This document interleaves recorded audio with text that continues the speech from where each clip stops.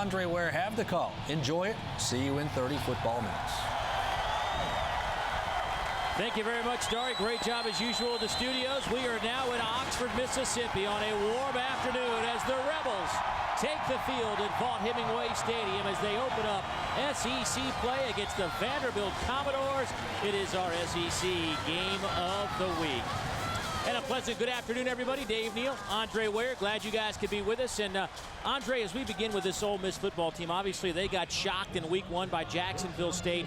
Rebounded with a win over Tulane. Not convincing, but yet this is a football team that still has some potential. Their coach says they're kind of fragile. One thing they do have, and that they've learned the first 2 weeks, they got a quarterback that can cause a lot of problems for people in Jeremiah Masoli. Yeah, they've got an exciting player under center, Jeremiah Masoli. As you mentioned, last week, kind of his coming out party against Tulane, over 70%. He was magical. He's, in a short period of time, has really captivated this football community. And I tell you what, with his play, he's earned the respect of his teammates, fastly becoming the leader of this football team. And Coach Houston Nutt tells us he's going to open up the package. There's going to be a lot of Jeremiah Masoli today on the football field. Well, let's talk about Vanderbilt. They're 0-2. They haven't won an SEC football game since the 2008 season. They've dropped 10 straight. But yet this is a club that has enough talent. They've been close. What do they need to do to get over this hump? Well, it's simple. Just finish. Play 4 quarters. They were in the first game against Northwestern with an opportunity to win that football game, and they let it slip away at the end. Last week, going into the 4th quarter against LSU, they were very much in the football game. Again, it got away in the 4th quarter. For Vanderbilt, simple. Play 4 quarters, 60 minutes of football, and finish this afternoon. All right, we'll see if that unfolds in the next 3.5 hours or so. The third member of our team, as always, down on the sidelines. Let's check in with Kara Capuano. Well, guys, building momentum in conference play is really key for both of these teams, especially as their schedules lay out. After this game today, Vanderbilt doesn't play an SEC game again until October 16th at Georgia. Meantime, that's the same week that Ole Miss begins a brutal stretch at Alabama, at Arkansas, and then a home date against Auburn. Both head coaches use unique words to describe their teams lacking in confidence. Words like fragile and delicate. Whichever team earns the win today and gets that needed boost in self-esteem will definitely earn it, guys. The last 4 meetings in Oxford between these two squads have been decided by 7 points or less. Well, hopefully we'll have another one of those today. It is a hot late morning, early afternoon, depending on where you are. East Coast, Central Time Zone. But Ole Miss trying to pick up their first SEC win of 2010. Vandy won the toss. They defer, so Ole Miss will get the football first this afternoon. And the Commodores trying to put together 4 quarters. Harry Spear will kick it off for the Doors. Jesse Grandy back to return for Ole Miss. And it sails through the end zone, and the Rebels will bring it out to the 20-yard line. Well, Jeremiah Masoli has been handed the reins of this team. I think a lot of people wondered when that would happen. Well, he got the start last week. Nathan Stanley not exactly healthy, but after his performance, it's now his show. It doesn't take long for a good football player to get himself on the field. And I'll tell you what, when we were talking with the coaching staff yesterday here at Ole Miss, every one of them, defensive coaches included, all raving about the ability of Jeremiah Masoli. Yeah, a lot of smiles in our meeting room about what will happen today, at least what they hope will happen. First play with a play action. They swing it far side. This will be a nice first down pickup to Corvick Neat, the freshman out of Hollandale, Florida. Gain of 15. We take a look at the starting lineups. This is an offensive line for an offensive unit that has some talent, some explosiveness, but they're waiting for that to happen. Marquise Summers has had a great start to his senior campaign.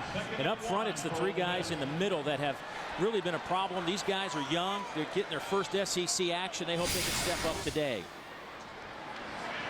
Masoli pump fakes, finally throws it, nearly picked off. Eric Samuels had a great look at it and just dropped it. Yeah, just trying to get the football out to Jesse Grandy, one of their playmakers. And they like to screen to him, get him the football fast. But excellent play on the part of Eric Samuels, the corner. And he played a lot last year before he got hurt. An explosive player, explosive young player for Vanderbilt. Right in the hands, sophomore out of Eustis, Florida. That'll bring up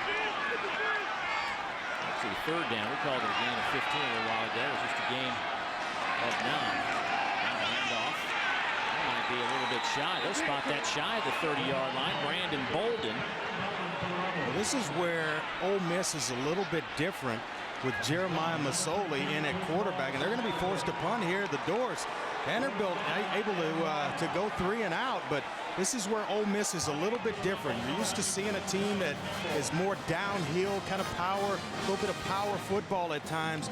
Now they're more of a spread offense because of the talent of Jeremiah Masoli, so they're a little bit limited when they need to knock people off the ball. High snap.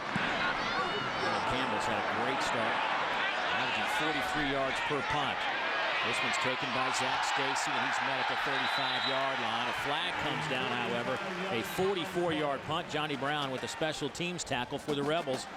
We'll see what this flag is all about. Our referee today, Penn Wagers. Yeah, this one's going to be a block in the back on Vanderbilt, just right there in front of the official.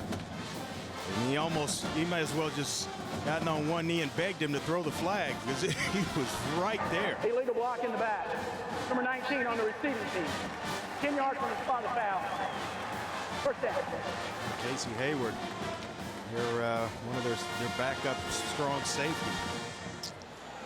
Well, Andre, your thoughts on Larry Smith? Young man got off to a great start, had an outstanding game against Northwestern last week, just throttled by LSU. Never had a chance to get it going. What kind of quarterback do we expect to see today? Well, I think it kind of follows his career at Vanderbilt, kind of up and down. He'll wow you in one game, and then in the next quarter, he plays somewhat under par. So he's got to become a more consistent player under center if Vanderbilt's going to get this thing turned around this season. Last year, Vanderbilt goes to a different type of offense, a no huddle. They want to dictate the tempo. They've slowed it down a little bit this year. They'll run a little option to the near side. Here's Warren Norman. He's out over the 25. He gets near the 30-yard line, and a flag. A couple of them come flying in. Yeah, I think maybe Kentrell Lockett got a handful of face mask of Warren Norman, but boy, is he a cool customer or what? We're going to talk a lot about Warren Norman, the SEC Player of the Year, Freshman Player of the Year last season. Set a freshman all-purpose yardage record, surpassing Herschel Walker's numbers. That record had been around for a little while. You know, he grew up in the old neighborhood. He grew up in my neighborhood. We produced players back in Atlanta like that. Grasping the face mask on the defense. 15-yard penalty. Added to the end of the run. First down. So a good start now for Vanderbilt as they get the ball out at the 45-yard line. See him right here. Warren Norman, he gives it to Johnny Brown and takes it away, and it's actually right there. Number 6, Jeremy McKee, the corner, who comes up and grabs a handful of face masks. So first down and 10 for Vanderbilt. Split backs for the doors. 2 receivers to the top, 1 to the near side. Zach Stacy in the backfield along with Warren Norman.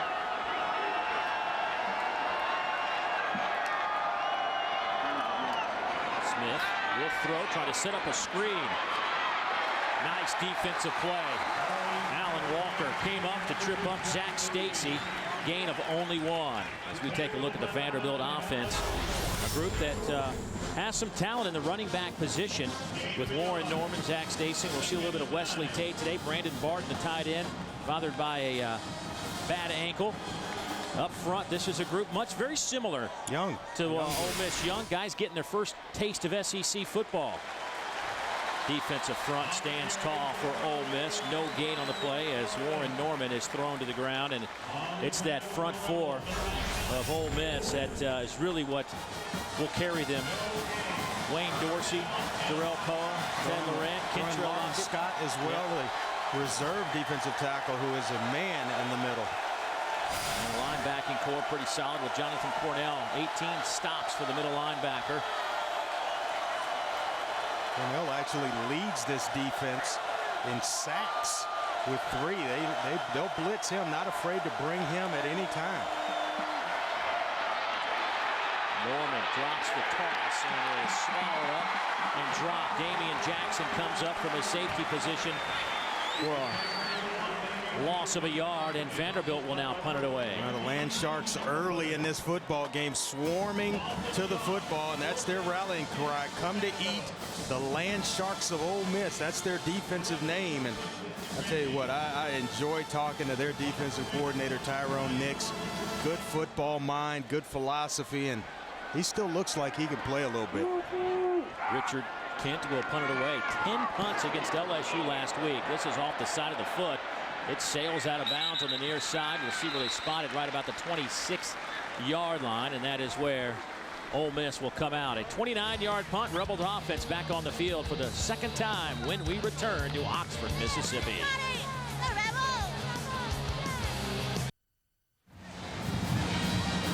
We are scoreless here at Vaught Hemingway Stadium. The Rebels and the Commodores. 11:26 to go in the opening quarter. Time for us to take a look at the Principal Financial Group edge to the game. And Andre, when we talked with both these coaches, they were pretty emphatic on a couple of keys to the game. Yeah, they got to control that defensive line, especially control Lockett and Jerome Poe, and then they've got to tackle better, especially in space when against this spread type offense. And then for Ole Miss, is keep the football in Jeremiah Masoli's hands. He's their playmaker. They want the football in his hands and then play sound on defense. They have 1 or 2 breakdowns in the defensive unit, and then that usually spells trouble for Ole Miss. So they've got to do a fabulous job just fundamentally throughout this ball game.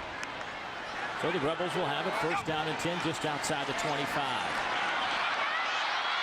Little end around, and that's going to pick up about 6 on the play, maybe 7. Corvick Neat, the freshman, getting a couple of looks early on as we look at this Vanderbilt defense. A group that's been pretty solid. They've just been on the field a ton. Their front four pretty talented. TJ Greenstone and Rob Lohr up in the middle.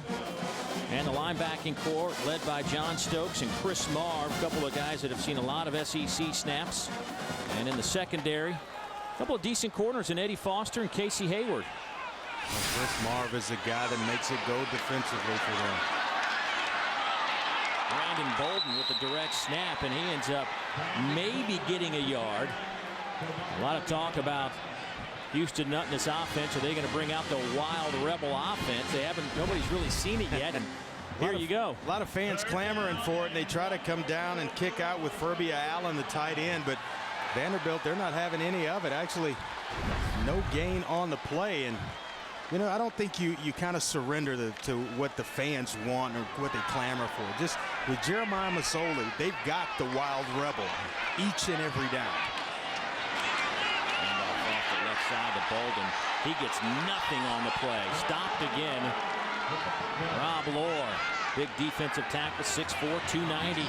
Yeah, that's the strength of their defense, Dave. Right between the tackles, that front 7. And big Rob Lohr as well as TJ Greenstone. Those guys in there.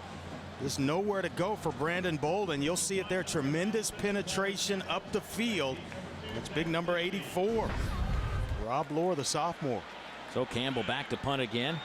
Sophomore at Little Rock, Arkansas, to punt it away to Zach Stacy. This is a wobbly kick. Zach will have a chance to field it at the 28.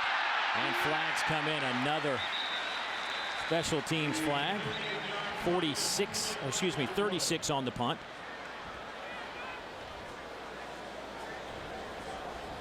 Vanderbilt is normally one of the fewest penalized teams, not only in this conference but in the country. But after the first couple of weeks of the season, these guys have been hammered. They are last in the conference, over 71 yards a game in penalties for the Commodores. Boy, it just sometimes During it the gets return, going. illegal block in the back. Number 30 on the receiving team. 10-yard penalty from the spot of foul. First down. Yeah, sometimes I'm saying sometimes it just trickles down and you can't get it to stop.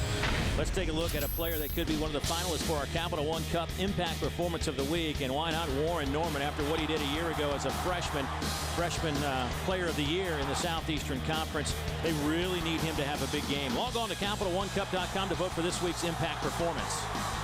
Over 1,900 yards last season, total yards for Warren Norman. He can get it done. He and Zach Stacy, they've got some talented running backs at Vanderbilt, figuring out a way to get them both on the field. Larry Smith will take the shotgun, hand it off to Warren Norman. Jonathan Cornell steps up. Gain of about a yard on the play. Remember, this Vanderbilt offense struggled mightily last week. Just 2 of 13 on third downs against the Tigers.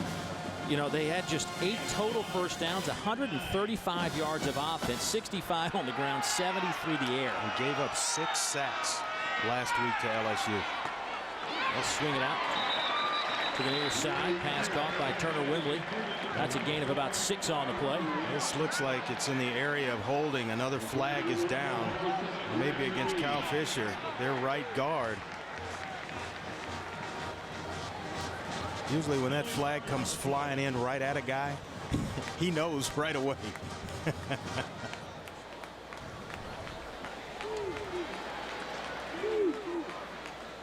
So now Holding 72 on the offense.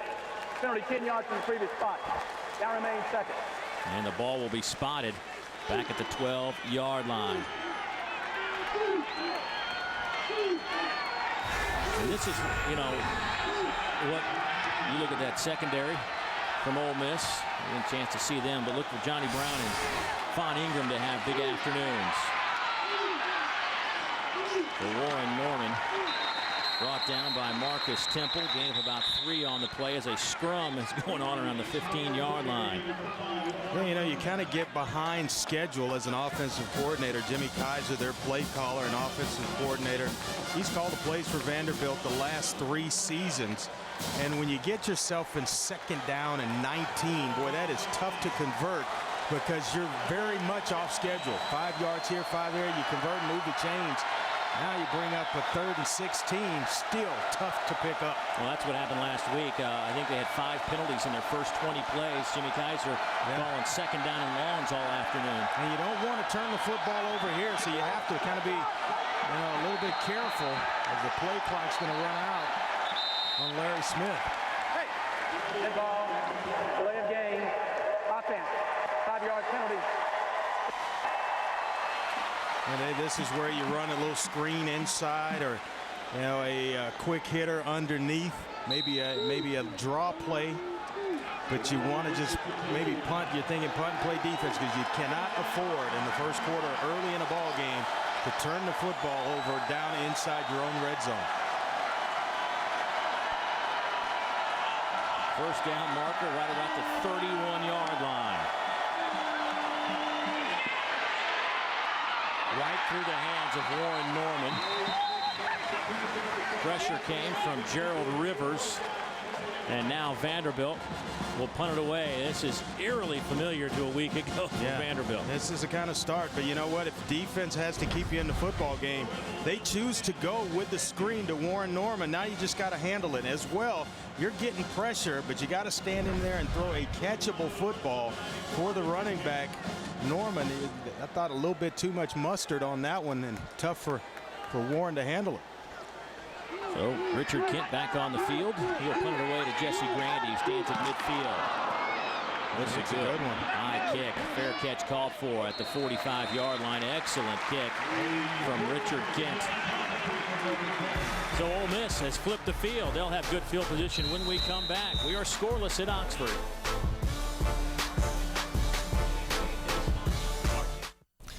Dari Noka in our SEC studios. Let's update a huge one in Athens. Arkansas and Georgia down 7-0. Georgia freshman quarterback Aaron Murray keeps it and scores 7-7. Ryan Mallett, though, has already thrown for 142 yards through the first quarter. That's him. You got him. Thank you very much, Dari. And that Georgia Bulldog team in a kind of a must-win type of situation now. This early in the season. After losing to South Carolina last week. Here comes Ole Miss. Speaking of must-win situation, I think we got 2 teams right here also in that same scenario. Missouri will keep it to the 45 of Vanderbilt, close to the first down. Give him 10. We'll see if that is good enough for a first down. While we have a second, let's check in with Kara. Well, guys, that hole opened in part because TJ Greenstone has actually been out of this game since the first defensive series when he sprained his right ankle. He's in the locker room getting x-rays. Return is questionable. Number 58, Colt Nichter filling in for 74. You look at the defensive coordinator, Jamie Bryant. Boy, he was frustrated about the missed tackles last week.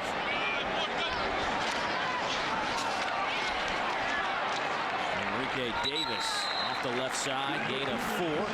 Well, they're not afraid to spread everything out, a bunch of receivers. They'll go 5 wide receivers, no backs, and it's because Jeremiah Masoli is so good at running the football that Houston Nutt says, hey, we're going to turn this football game over to him. He's our playmaker. He's our best player. And coming in such a short period of time, Dave, amazing that he's been able to pick up everything with this offense and execute it as well as he has. Here's that 5 receiver look you were talking about. We'll see what Masoli does with it on 2nd down. Quick hitter near side. Find Melvin Harris, a sophomore to be for Georgia, picks up 5, brought down by Eddie Foster. Well, you can tell on film, watching Masoli, the football comes out in a hurry, and it's tight. This young man, accurate, and he can throw it. He can place it with touch. He can drill it when he needs to. Every throw on the field, number 8 can make it. So 3rd down and about a yard coming up for this Ole Miss team. It's their 3rd offensive possession of the afternoon. Clock ticks at 5:43 to go in the opening quarter. Now the I formation. Little play fake. Masoli wide open. Has Furbia Allen, who drops it at the 10-yard line. Ouch. I think Furbia Allen already envisioned what kind of celebration he was going to have in the end zone. That one just short arms it, try to pull it in early and maybe run a little bit too soon. Boy, watch the play fake of Masoli, and when you're running the football a little bit, you'll have an effect on the linebackers. Allows the tight end right behind the secondary, and that one doesn't get any easier than that one, Dave. Oh boy. So now on 4th down and a yard, Ole Miss will go for it. Guess who? Masoli keeps it. He will pick up the 1st down inside the 35, down to about the 33-yard line. Give him 2.5 on that carry. Walker May with the tackle.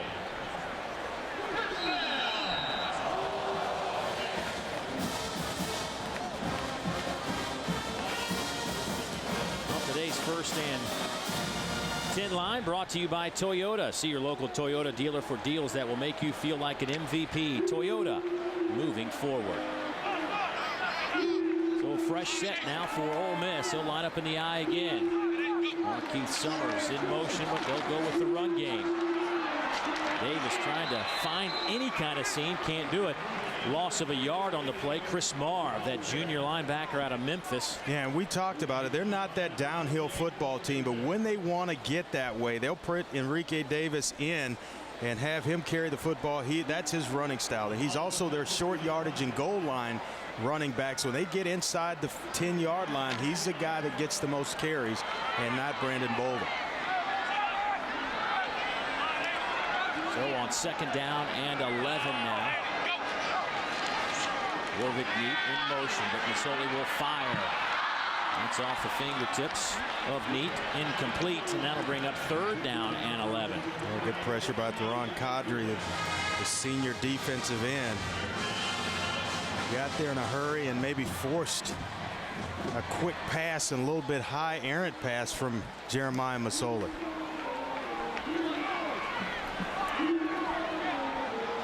Ole Miss hasn't done a great job on 1st down today, which is kind of giving them some difficult 3rd down opportunities. And you see they're 0 for 3 on 3rds today. They did pick up a 4th down moments ago. Masoli will fire over the middle. That's right through the hands. That could have been picked off. Looking for Lionel Bro, and through the hands of Kenny Ladler. While we have a second, let's get an update from our studios. Dari. Dave, I only need a second. Let's update Arkansas and Georgia from the 1. Niall Davis, touchdown Razorbacks. Ryan Mallett, 9 of 11, 160 yards so far. Hogs lead the Dogs by a touch. Big my Ryan Mallett getting it going early. I think Dari likes saying the Hogs versus the Dogs. Punt from Tyler Campbell. Sails deep into the end zone. So Vanderbilt defense once again on the field quite a bit, but they stand tall. Can they hold up this afternoon on a hot day? So far, so good for that Door D.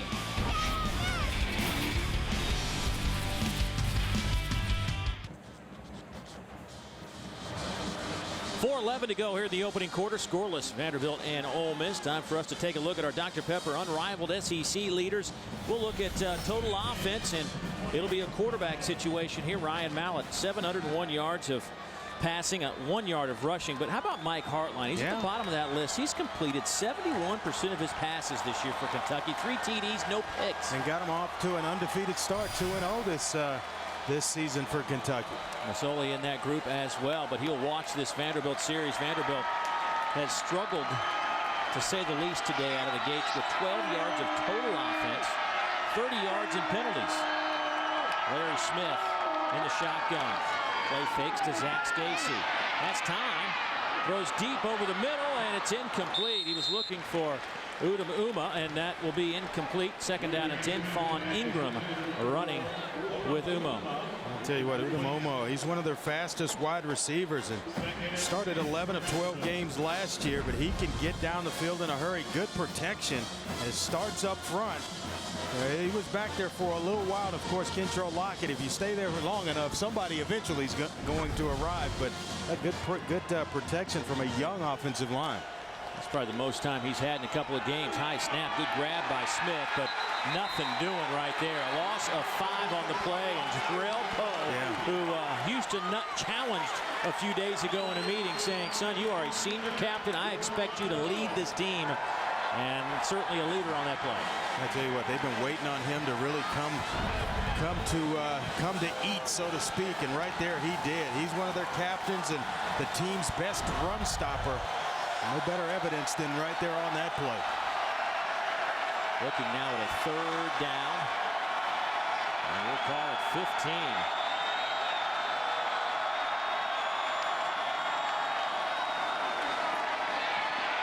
Larry Smith on the run. Larry's to the 25. And he falls forward out to the 28, but a couple of yards shy of that first down. A gain of 13, and that will bring up a 4th down situation. I'll tell you what it does is it gives Richard Kent, the punter, better field position in which to punt the football. But right here, Larry Smith almost picking up the first down on his own. They go into zone coverage, and it looks almost identical to a quarterback draw, so to speak. A lot of running room and just a tad bit short of the first down. Well, Larry Smith, he has looked good. He looked good in that season opener against Northwestern. Not so good last week. And we're just looking for consistency from week to week from that position. It's a towering kick, but not very far. Fair catch called for by Jesse Grandy, and he'll do it at the 38-yard line. 34-yard punt, obviously no return. Well, fans, make sure you join us at halftime as we announce this week's winner of the Honda Generators Tailgate Giveaway. Don't miss your chance this season to win a brand new Honda EU 2000i generator in the Honda Generators Tailgate Giveaway. Each week we'll be awarding a brand new generator to the fans with the best tailgate. Simply send us video or pictures showing how you tailgate for your chance to win. Log on to ESPNplus.com for more details on how to enter. All right, Andre, this Ole Miss offense, we haven't seen a whole lot of flash out of this group yet. Kind of picking their spots, but look for them right now to really open things up for Jeremiah Masoli. He's going to take over this drive. Quick throw far side, hits Summers, makes a man miss, gets up to the 45, gain of about 7. That'll set up a nice play call situation at 2nd down and 3. And look for him as well to kind of speed up the tempo. Houston is their head coach and play caller on the offensive side of the football. They're going to speed things up here, huddling around the line of scrimmage, not really in the huddle, but changing tempos right to the line of scrimmage on 1st down. Right here they go to the huddle, kind of mixing and matching and keeping Vanderbilt kind of on their heels a little bit. See what Coach Nutt has dialed up here on his 2nd down and short. Davis to the left of Masoli in that Ole Miss backfield. Here's Masoli, he'll keep it. He's to midfield, spins to the 45. Gain of 11 on the play, brought down by Casey Hayward. He is fun to watch, an accurate passer, as we've talked about, but the mobility will kill you because he'll complete so many passes and get you spread out, and then this comes with it. Right here, the ability to make you miss, give it, take it away, and that's one of the best defenders in the SEC. Chris Marv right there, giving it and taking it away from Chris Marv. So 1st down and 10 Ole Miss at the Vanderbilt 45. 5-man front. for the Commodores. Masoli will throw under pressure. Flag down in the backfield. And it's going to be holding against Alex Washington, their left guard. Just grabbed a hold of a bunch of jersey. And it looked like Rob Lohr, who he was matched against. And got up the field and forced Masoli up and inside in the pocket. Holding 73 on the offense. 10 yards from the previous spot. First down. Well, and that's kind of been the story for really both teams, Dave. They get something started or a positive play for Ole Miss, and then here comes a penalty. They get you off that schedule we talked about on first down. Now you're instead of being 2nd and 5 or 6, you're now 1st down and 20 and trying to convert first down or to move the chains. That becomes tough for an offensive coordinator. Masoli will keep it and pitch it near side. Bolden breaks a tackle. And he is run out of bounds. Right near the original line of scrimmage. In the game of about 8.5, maybe 9. And that's one of those things that we talked about at the top. Tackling well in space. One of the keys to the game for Vandy. You get a chance to bring Brandon Bolden down in the open field. You have got to make that tackle. It would have gone for no gain. Instead, it's about a 9-yard gain for Ole Miss.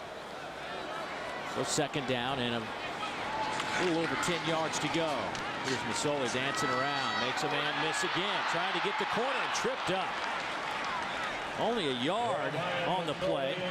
But Tim Fugger with a great job. The junior defensive end out of Oak Brook, Illinois, laying out and tripping up Jeremiah Masoli. Boy, he just looks. Every time he takes off with the football, though, you're kind of holding your breath, because that's when he's at his best. He's so accurate when he's given time, and he can run with the football. But when things break down, that's when he's really dangerous. Guys start scampering around and breaking open, and he can put the football right on the money. Masoli on the ground today. 4 carries, 25 yards. Jeremiah in the pocket. He is dropped. Football is loose, picked up by one of the big boys up front. A loss of 5 when it's all said and done. And a chance for A.J. Hawkins to carry the football. Big center picks it up and goes forward. Usually they're told to just fall on the ball, but Vanderbilt comes with a blitz. And they get there with Tim Fugger, their defensive end. So that'll do it for the first 15 minutes. Not a lot happening. We are scoreless here in Oxford. Look at the big fella go.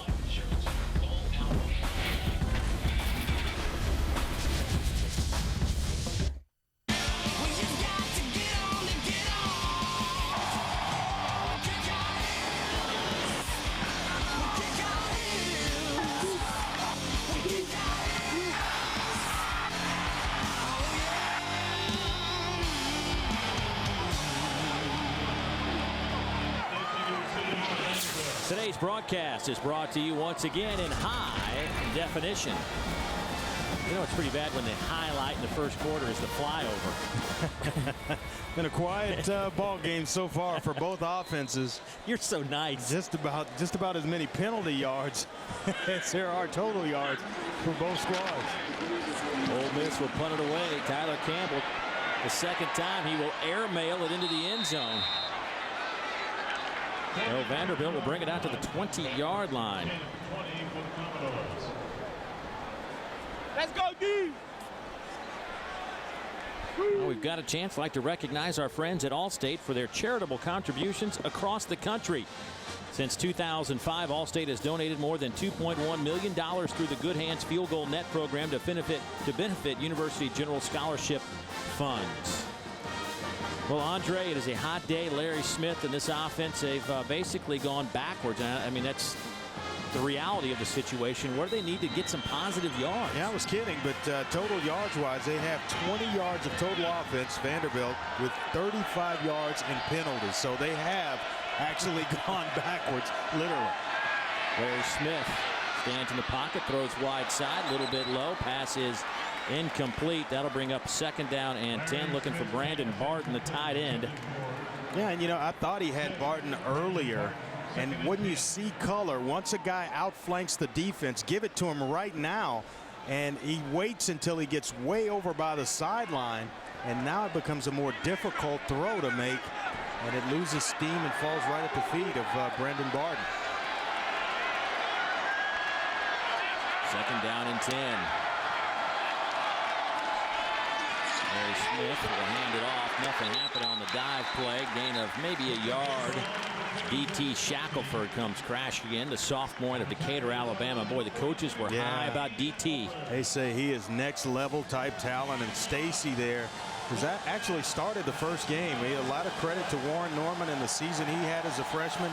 Zach Stacy, a true freshman as well, actually started the season at running back for Vanderbilt.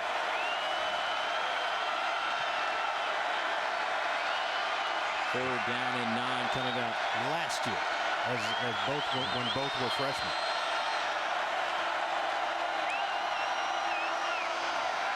Pressure comes. Larry Smith is dropped. And who got him? How about D.T. Shackelford? Loss of 3. And Vandy will have to punt. Well, they will line him up everywhere. And he's the type of player that they can put all over the field and just let him get after the quarterback.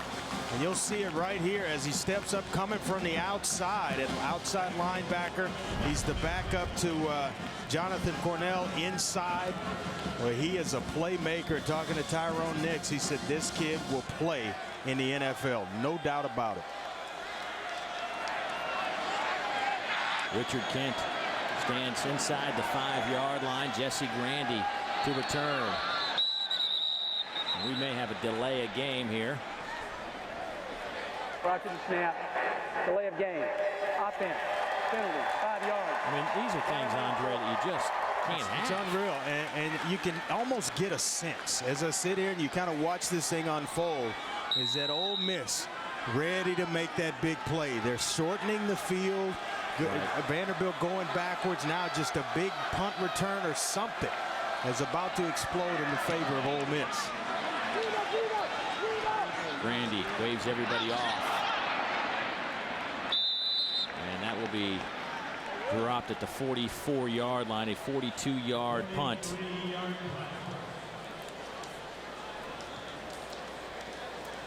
Or have we had a punting situation where there was not a flag on the field? Seems like every time a team's punted. I think that punt might have hit one of the Vanderbilt players in the back in the air.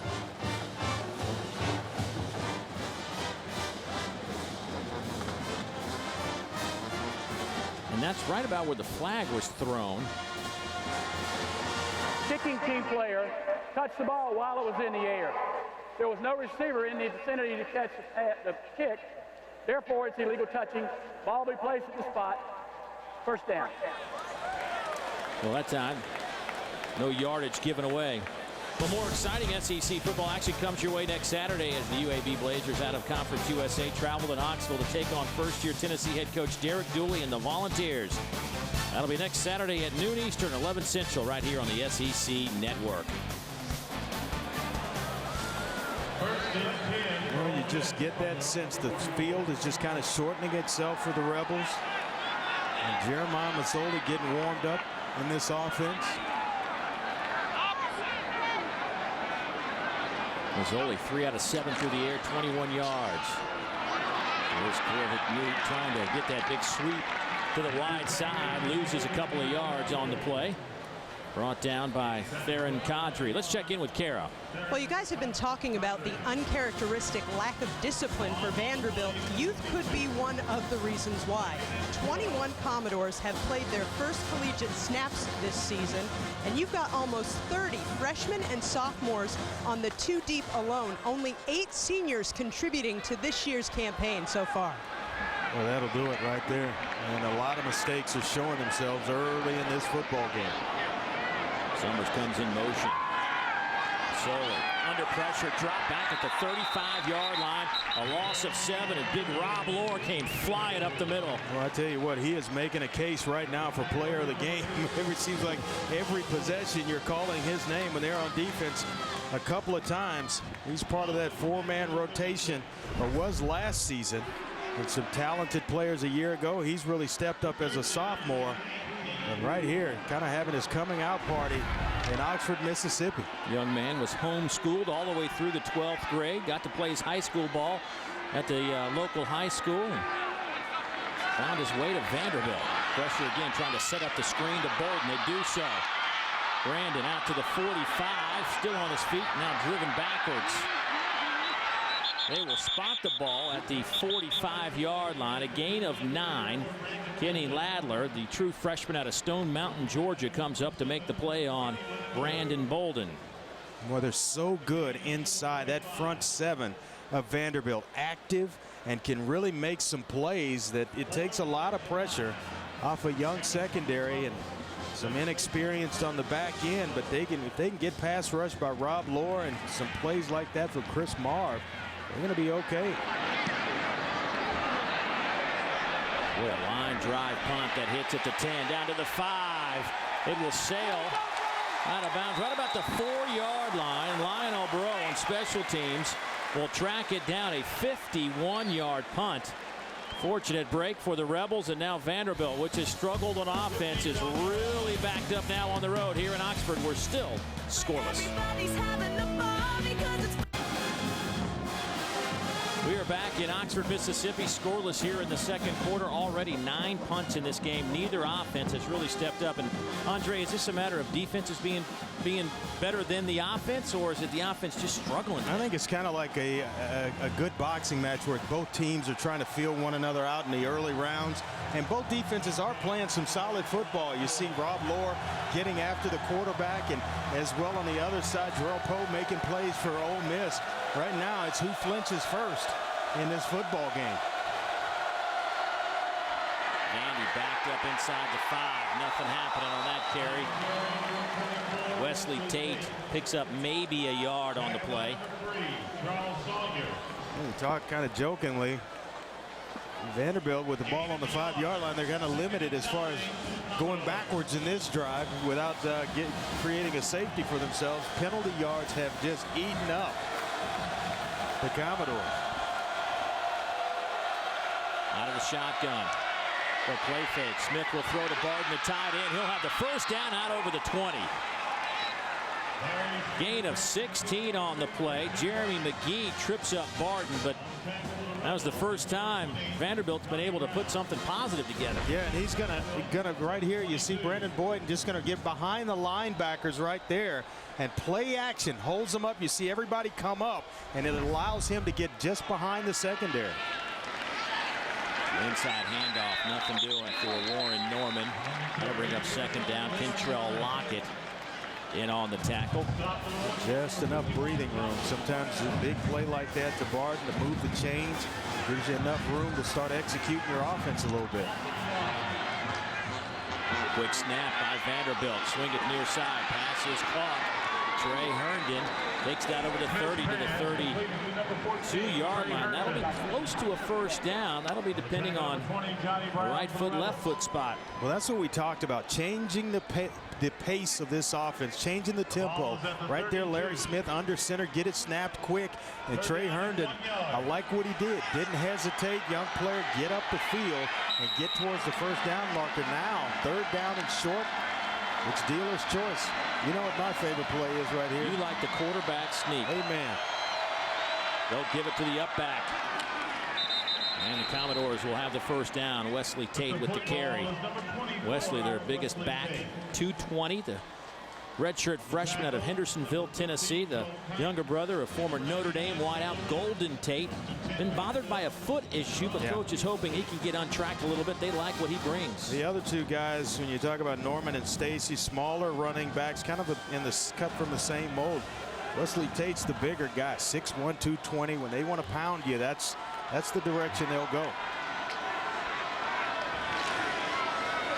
Here's Warren Norman trying to get the left edge, and Get it out to the 38-yard line, gain of about 4. That'll bring up a second down and about 6 yards. It was a slow start to the season for Warren Norman. Had his knee scoped on August 25th and was able to get back for the first game, but was limited in kickoff return duties. And couldn't imagine him being completely 100% yet. Larry Smith will throw on the run into double coverage. Looking out there for Trey Herndon. He was covered well by Johnny Brown and Marcus Temple. One of the first times we've seen Vanderbilt try to go downfield. Yeah, he actually got behind the secondary, Trey Herndon. And Johnny Brown, Marcus Temple back there, double coverage, but still had a chance. He was behind the secondary, behind 2 defenders.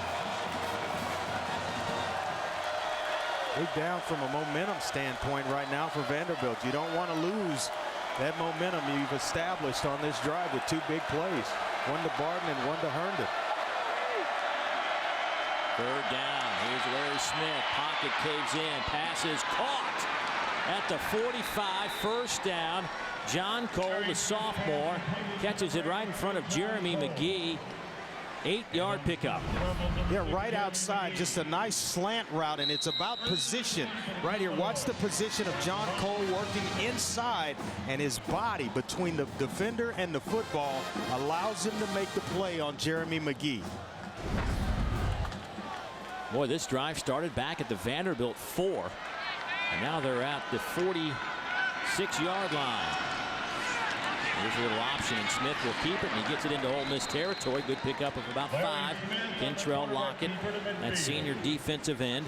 Well, if you think this game isn't about momentum, because it kind of felt like everything was kind of shifting in the favor of Ole Miss, that big play just about to happen, and then all of a sudden they hold, Vanderbilt holds, forces a punt, and they've been on the move since they've taken over this possession, and a lot of big plays. Larry Smith seems to be getting in a rhythm. 10th play of this drive. Lockett chasing Smith. Ball is thrown a little bit low, incomplete. Looking for Zach Stacy. Good coverage by Marcus Temple. Nowhere to really go with the football for Larry Smith, and he did the smart thing. Don't try to force a play. You have third down here in medium. Just throw it away and come back. Maybe it's 4-down territory if you can pick up and get close to the first down marker. Maybe Coach Caldwell will have a big decision time for him. Lockett getting low, trying to crash the corner. They'll swing it near side. Great play call by Jimmy Kaiser. They swing it out to Warren Norman right where the pressure came from, and they pick up another first down.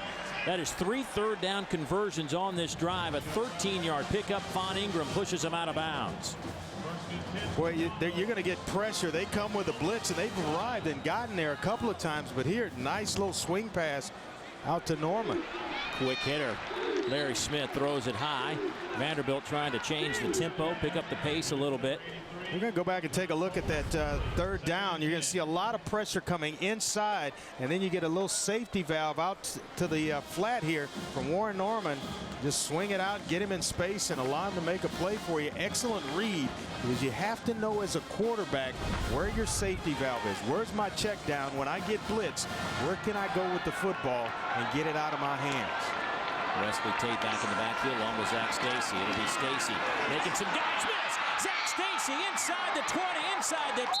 That'll be a 35-yard touchdown for the Vanderbilt Commodores.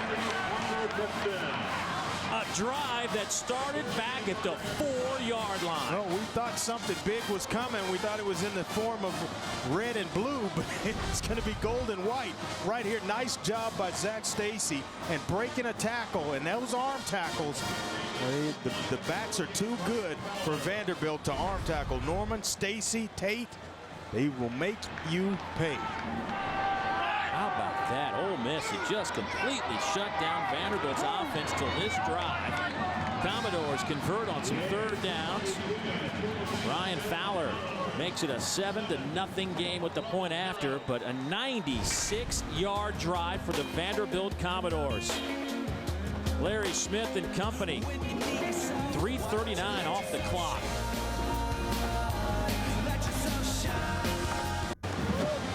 There's the man of the moment right now for Vanderbilt, Zach Stacy, 35-yard touchdown run. Commodores lead by a touchdown. Tell you what, it's missed tackles and just little fundamental things you see right here. Alan Walker right here. Watch his arm come out. Arm tackling, and you can't do it against good running backs right there. You've got to wrap up. Zach Stacy, once he gets to the second and then third level of the defense, going to outrun everybody. What a nice play by that young man. Well, that's just an example. You know, you get in this league, you get in conference games, and I don't care if your team is like Vanderbilt, winless in their last 10. They still have players. Arm tackles aren't going to bring you down. No doubt about it, and that's something that Tyrone Nix preached. If you're in a position to make a play, you have got to make the play. The first thing he said was stopping the run. Got to stop Vanderbilt from running the football. There's Spear, kicks it away. Jesse Grandy, who had a couple of kickoff returns last year for touchdowns, gets dropped at about the 30-yard line. Well, Ole Miss basketball fans, what a better way to spend the holidays than in Cancun, Mexico. Don't miss out on the action as the Rebels compete with Southern Miss, Northeastern, St. Louis, and more in the Cancun Governor's Cup. That's December 22nd through the 24th. For tickets and travel, visit CancunGovernorsCup.com. It's going to be a pretty good trip. Yeah. Go down to Cancun, watch a little basketball. Some fun in the sun. Not much fun in the sun right now for Ole Miss.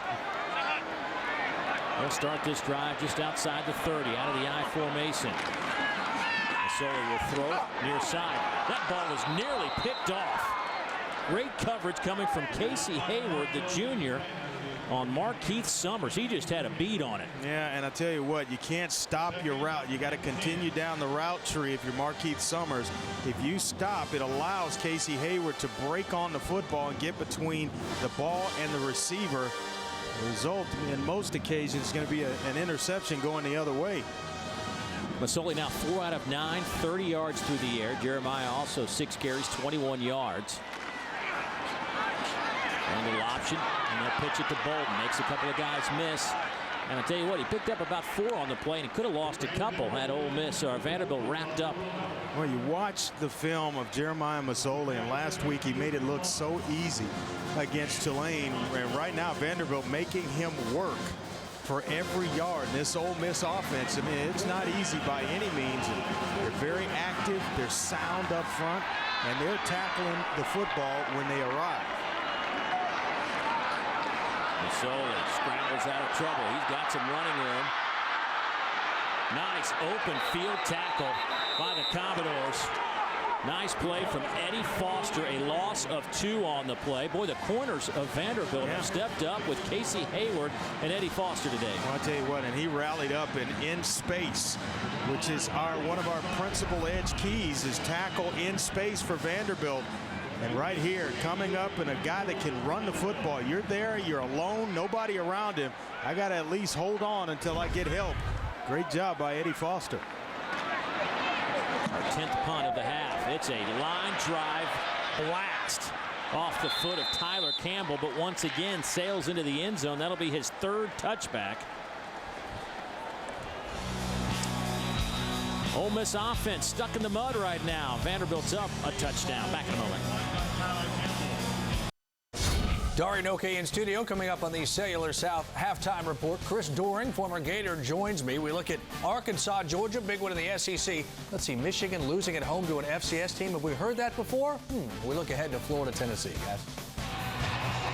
Michigan is revisiting him again in Ann Arbor. Oh, boy. Well, Vanderbilt, first 4 drives today, 13 plays. They went 18 yards on that last drive. 13 plays, 96 yards. They set up shop at the 20. Larry Smith will throw near side. Zach Stacy has the reception gain of 9. That'll bring up a 2nd down and 1, but a great 96-yard drive. I tell you what, it was a good mixture of pass and run, and it started with the completion of Bolden on the outside. They hit John Cole, and then Warren Norman, and then the run, capping it off by Zach Stacy to the end zone. Great job of play calling by the offensive coordinator, Jimmy Kaiser. That pass is complete to the outside. It goes to John Cole. Gain of 7, first down. Marcus Temple on the coverage. Boy, Robbie Caldwell said that somebody in his receiving corps had to step up. He was going to start playing, you know, he's got 3 true freshmen out there, and he says, you know what, I'm going to play whoever's going to make some plays, whether they're true freshmen or not. Not afraid to play him. Reeves off the right side. He's now picking up some big chunks, 6 yards. Alan Walker brings him down, but another great situation for an offensive coordinator to make a call on 2nd and 4. And that's where you want to get ahead of the down and distance marker. You come up 2nd and 4, well ahead of it right now for Vanderbilt. There's Reeves. He'll get the first down at about the 47-yard line. Gain of 5, needed 4. And Damian Jackson with his 4th tackle.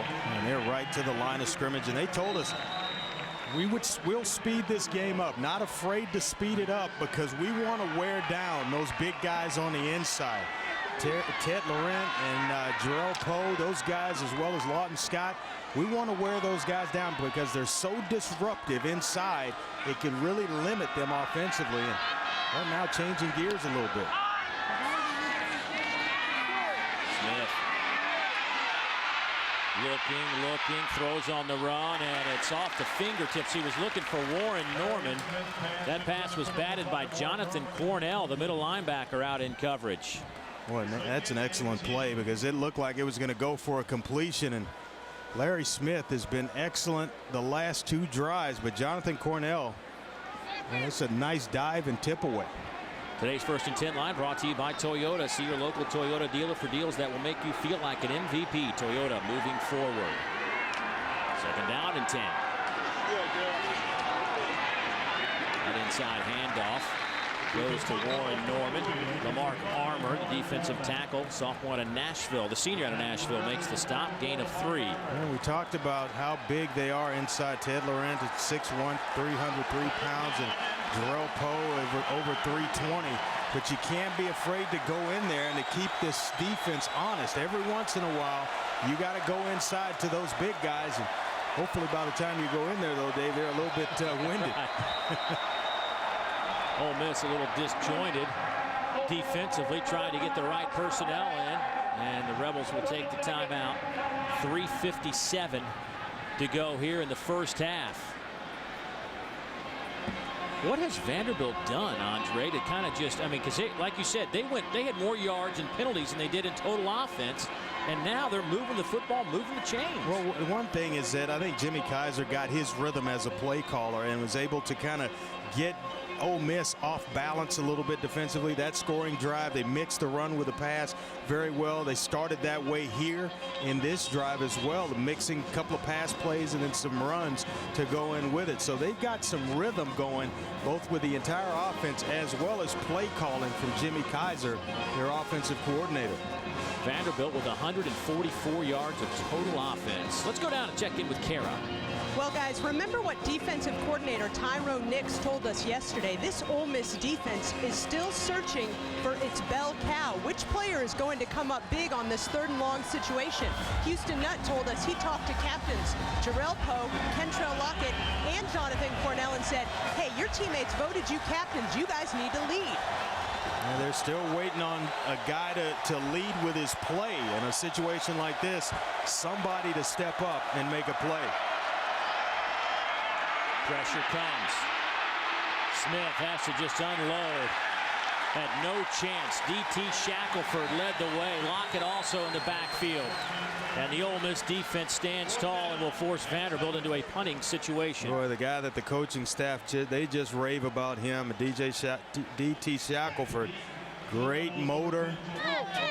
And all they talk about is, hey, this kid can do it all. We can line him up anywhere on the field. And he's just a playmaker from anywhere. 3:50 on the clock before halftime. Richard Kent will punt it away.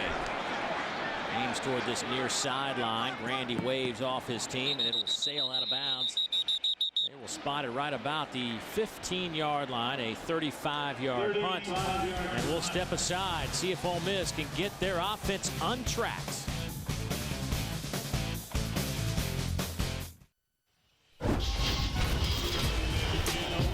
what would a trip be to Oxford without taking a look at some of the old video of Archie Manning, one of the great guys you'll ever have a chance to be around.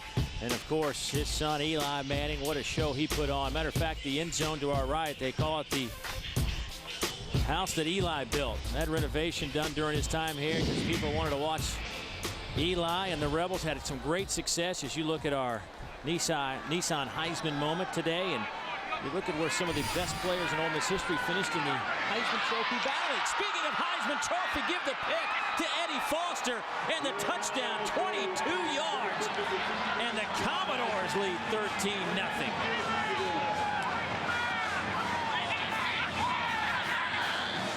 I tell you what, Eddie Foster, the coaches said he was a pleasant surprise last year as a freshman.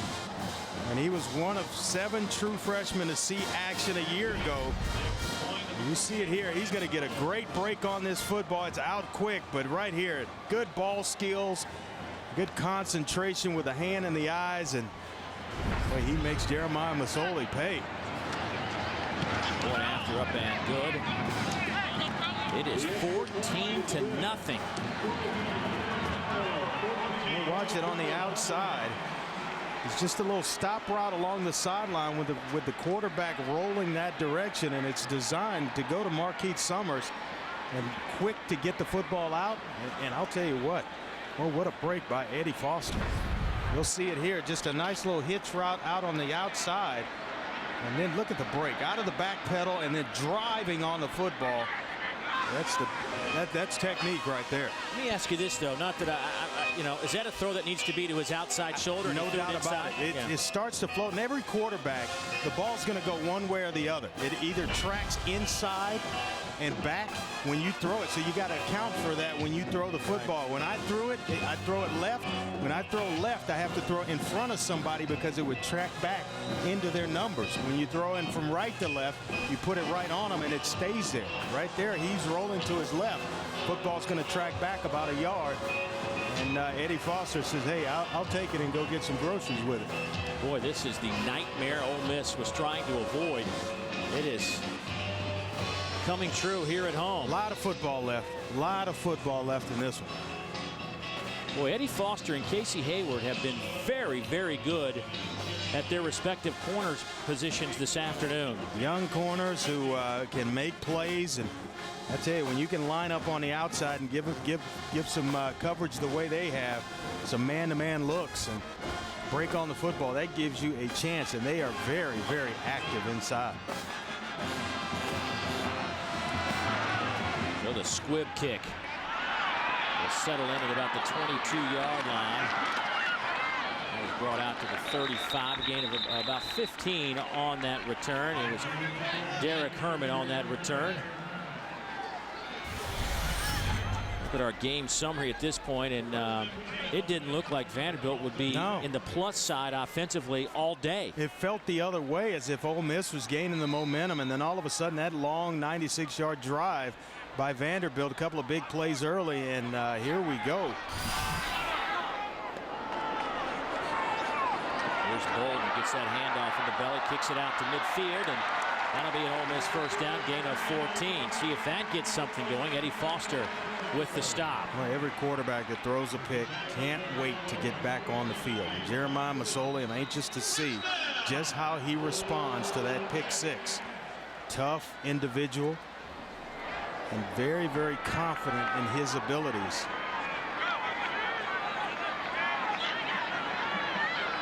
Enrique Davis alone setback. Here's Grandy in motion. It'll be Davis off the left side. Gets a couple on the play. And the clock.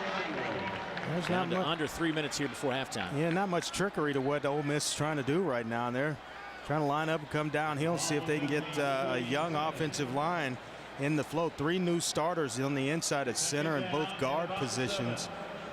And that's where they've had a little bit of trouble. And it happens to be where Vanderbilt's pretty talented. Out of the eye. Sully will throw, going up top. Looking for Summers, incomplete. Casey Hayward on the coverage. And you just don't want to try to get it back all at one time. Casey Hayward kind of jawing a little bit with Markeith Summers, but you see the total yards here in the football game. Dominated the first quarter by Ole Miss, and then here comes Vanderbilt, and that's in the second quarter here, and it's been all Vanderbilt since the start of the second quarter. Ole Miss averaging 426 yards per game. That's 6th in the conference. Here's Masoli. Just runs a wild rebel package right off tackle and gains 12. Nothing fancy, just need to block him up front. There'll be another rebel first down. They'll spot it at the 34.5. A big play, and that's what you got to have, a big play to Brendan Bolden. And now Jeremiah Masoli, and it'd be huge right now, Dave, if Ole Miss responds to that touchdown by Eddie Foster with a touchdown of their own. Masoli stands up in the pocket, looking for Grandy, has the catch, and a flag comes in late. Probably pass interference on Sean Richardson, but Grandy makes the catch down at the 3, a pickup of 31 yards. Boy, and it's just this play will show you the accuracy of Jeremiah Masoli. Just play action right here, and it's a little bit of out and up. He waits it out, and see the accuracy right here. And that's the room you need along the sideline. Number 21 on the defense. Penalty decline. Ball replaced, end of the run, first down. Oh, you like everything about the play, from the execution of the quarterback, the receiver giving you the 4 yards along the sideline, and Jesse Grandy, and you can move the receiver away from defenders right there. Timeout. Excellent play. Vanderbilt, first timeout of the half. Vanderbilt takes a timeout. Robbie Caldwell wanting a timeout as Ole Miss looking at a 1st and goal. And the first time today that Jeremiah Masoli really went downfield and was on target with it. He was very good against Tulane throwing deep down the field last week. I tell you what, last week he put balls wherever he really wanted to, and it was that type of accuracy that we saw for the pass to Jesse Grandy that he's shown you time and time again. When he played at Oregon, he showed it then and had them as a very highly ranked football team, but there's no doubt that he is a talented individual under center.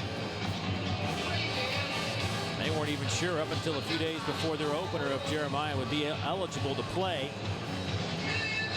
The NCAA said, hold on a minute, and Ole Miss appealed and got the decision in their favor, and Jeremiah played most of the game in game 1 and then just 95% of the snaps last week. Here's Masoli. Hit right at the line of scrimmage. Nothing doing for Jeremiah and the Ole Miss Rebels. That'll bring up 2nd down and goal as Chris Marv makes a big hit. Yeah, Chris Marv came into this football game with 18 tackles on the season. He's got 4 today already, and was all SEC in 09 with 121 tackles on the season. He's the guy that makes their defense go. He's trying for his 3rd straight year of 100 tackles. It's only one other player has have ever done that in their first 2 years in the SEC. And it looks like Ole Miss will have to take a timeout here. They just can't get the right personnel on the field. That'll be the 2nd timeout for Houston Nutt with 1:24 to go. But you mentioned Chris Marv. He's trying to become the first SEC linebacker to record 100 tackles in 3 straight seasons since the early 90s. It was since actually Jamie Wilborn, who posted over 100 tackles in his first 2 years. And he actually played at Vanderbilt as well as Chris Marv has, but only those two have done it. Chris Marv now, as you mentioned, trying to do it a 3rd time to become the only player to do it. Well, he is the key to this defensive unit.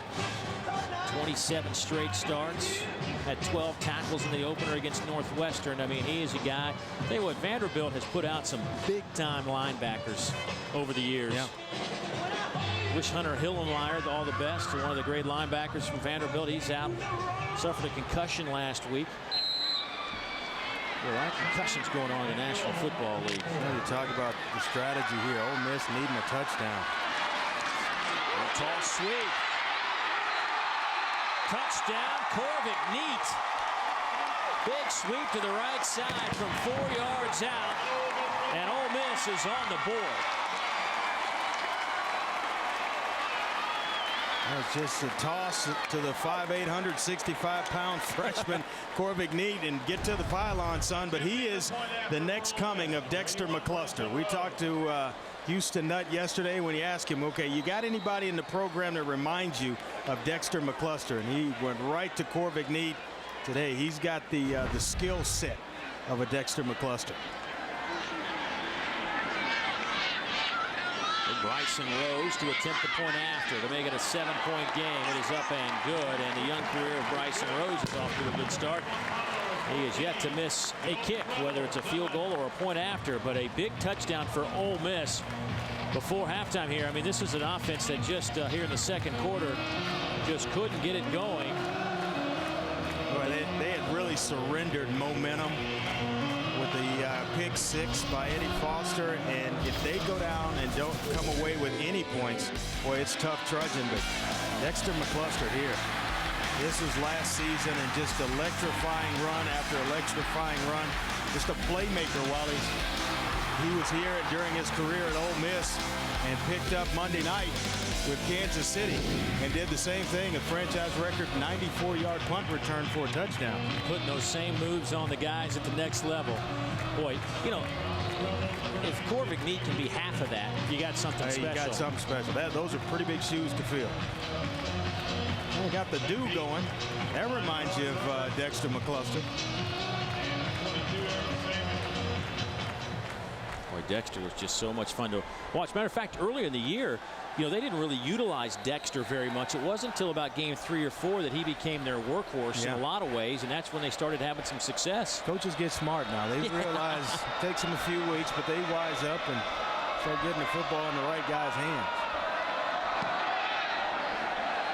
This kick will sail back into the end zone, and Vanderbilt will take a knee and bring it out to the 20. Obviously, trying to replace a guy like Dexter McCluster is nearly impossible. We had a chance to talk to Houston Nutt about that issue. I've been asking that since spring. Where are you, number 22? Only player ever to rush for 1,000 yards and catch 500 yards worth of balls ever in the SEC, ever. That's hard to replace. You're not going to be able to replace that, so we're going to have to do it by committee.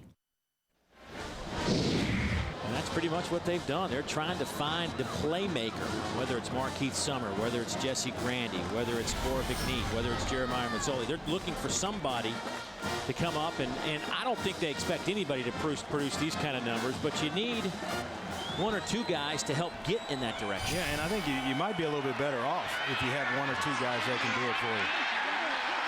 Big hit in the backfield, loss of about a yard on 1st down and 10. I think and they'll try to get out of here without much damage. Yeah, the reason why I say that is because you're not lining up and it's just one guy where you can actually spread the field a little bit and get some production from a couple of different guys where it's better overall for your offense. Ole Miss with just 1 timeout left. Vanderbilt's kind of content to go into halftime up 14-7, and I think the way this thing started, I'm Robbie Caldwell. Hey, I'm congratulating them. I'm chewing on them first. I'm going to chew them out a little bit first because of the way they started, but then you soften them up a little bit with a way to come back and fight through some adversity after you stop killing yourself and killing drives to get the thing right and lead at halftime. Well, that'll probably do it. Vanderbilt will head to the locker room, try not to run a play after what happened in Dallas the other night. You know, there's a lot of coaches around here. They're going to be sitting on the football. What a great personality, though, Robbie Caldwell. Great personality.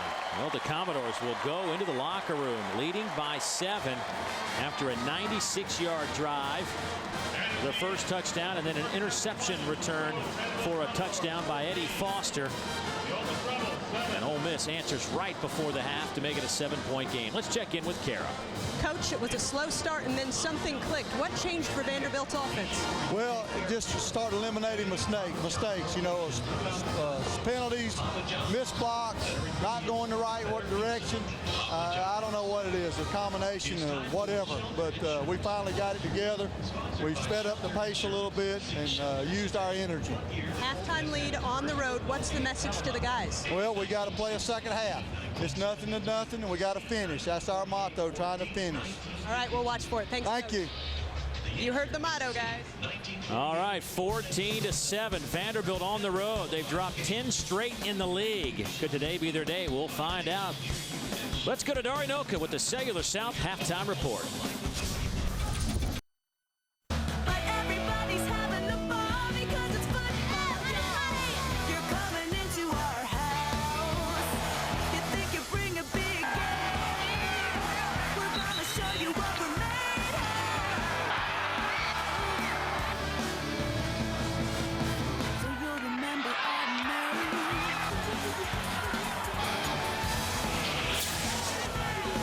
Back inside Vaught-Hemingway Stadium, moments away from second half football. The homestanding Rebels down a touchdown to the Vanderbilt Commodores. Dave Neal, Andre Ware back with you. And Andre, we've spent so much time talking about Jeremiah Masoli, what he can bring to this Ole Miss offense. Not exactly a picture-perfect first half for the fifth-year senior. No, 5 of 12, and I thought he played hot and cold throughout most of the first half of this football game. They were able to corral him, stop him from running the football early in the first half, and then the bad pick here for 6 by Eddie Foster. Then he got himself going. A couple of solid runs, getting the Ole Miss Rebels up the field. And then here, the nice pass down the sideline to Jesse Grandy, setting up a Corvick Neat touchdown run. They got going, but he's going to have to be a factor here in the second half. Well, as far as Vanderbilt goes, a 96-yard drive, their longest since 2006 against Duke. As we go back to our Bud Light playbook, tell us how this drive got set up. I think it's with the pass out to Brandon Barden, a nice little play fake to Warren Norman, and that's going to hold the linebackers. It actually forces them to take a step up to respect the run, and then Barden's going to get outflank the defense. This got it all started, and then Vanderbilt went on a 96-yard drive to score with a Zach Stacy touchdown run. That got things kicked off for Vanderbilt.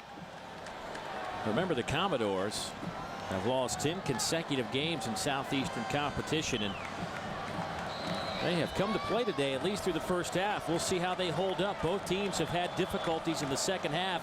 For Ole Miss, it's really been the third quarter in their first 2 games. For Vanderbilt, it's been the fourth quarter where they've had some collapses. Andrew Ritter will kick it off as Vanderbilt gets the opening kick here in the second half, and they'll bring it out to the 20 as Ritter kicks it through the end zone. Well, Dave, I thought it was extremely important for Jeremiah Masoli to get started in that last drive, especially having to kick off first here in the second half. Take a look at our first half stats brought to you by Crystal. Nothing like it. And really, Vanderbilt, through a quarter and some change, were negative in terms of penalty yards versus total offense, but really picked it up. Yeah, that first quarter just brutal for the Commodores as they had more penalty yards than they did total yards. And then the second quarter, they really had got a spark lit under them and played an exceptional second quarter. Larry Smith will hand it off to Zach Stacy, and he picks up 9 on the first carry here of the second half. And let's check in with Kara Capuano. Well, guys, Houston Nutt just told me that the message in the locker room at the half for Ole Miss is finish. Nutt said that has been the message to this team for a long time. Quote, we need to stop stopping ourselves on offense. That's going to be key in this second half. And Dave, you mentioned third quarter. That's going to be the difference. But before, they've had the lead.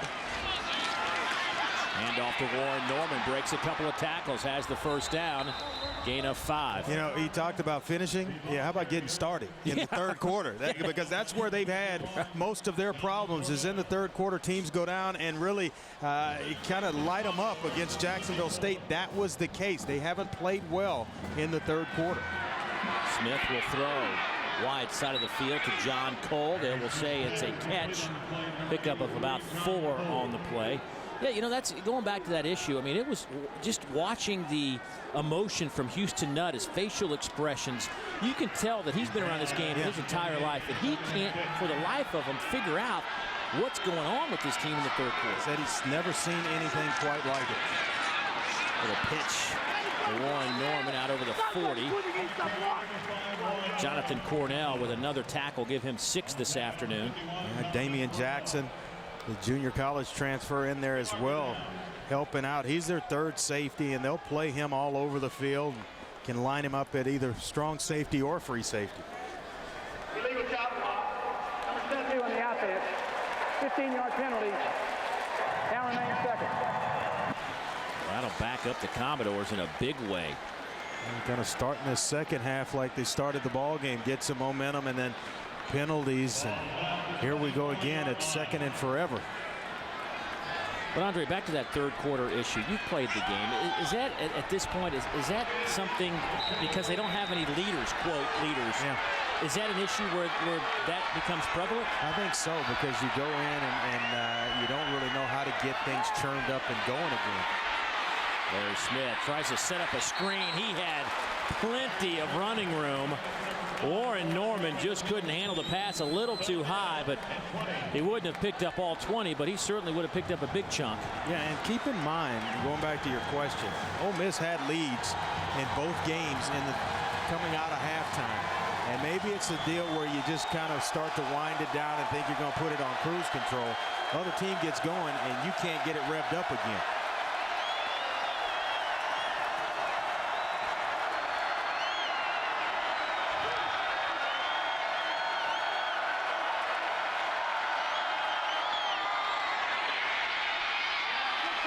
Larry Smith out to the 29-yard line, gain of 5. Alan Walker trips him up, but well shy of the first down. So the chop block, very costly for Vanderbilt. And they were looking at a second down and about 5. More penalties. Penalties, if there's a story that for Vanderbilt after this football game's over, it's going to be penalties early in both halves. Start of the football game in the first half, and certainly it's having an effect to start here in the second half. Richard Kent will punt. High kick. Not much of a chance for a return for Jesse Grandy. He makes the catch at the 34-yard line. 38-yard punt. Let's check in once again with Dari. Let's get an update. All right, Dave, I got Chris Doring with me here. Michigan was down 17-7, but they've come all the way back. Michael Shaw now, 34-yard touchdown. Denard Robinson just ran one in as well, Chris. Yeah, he's heated this Michigan offense up. 337 total yards today, 1 rushing touchdown and 2 throws for him as well. Yeah, maybe hello Heisman frontrunner right there, Denard Robinson. Arkansas, Georgia, the Bulldogs just got a field goal from Blair Walsh. They are down by 7 between the hedges to the Razorbacks. You know we're keeping you posted on all of it, guys. Good work, Dory. Don't break a sweat. As it says, the Hogs and the Dogs battling. Handoff. Enrique Davis, gain of a couple. Ole Miss has not had success today running between the tackles, and we kind of knew that going in with the inexperienced middle 3. Well, you hit the nail on the head, especially when it was early in the first 2 drives, and it was 3rd down and short, and they go right up the middle. That's where all the inexperience is. Alex Washington, A.J. Hawkins, and Michael Brown, the inexperience of that offensive line, lost 3 starters at those 3 positions. Kind of surprised me that that's where they chose to go with the football, and to Vanderbilt's credit, they were able to stop and turn them away. 3-man front by the Commodores. They'll run it off left guard. This time they'll pick up 5 for Davis.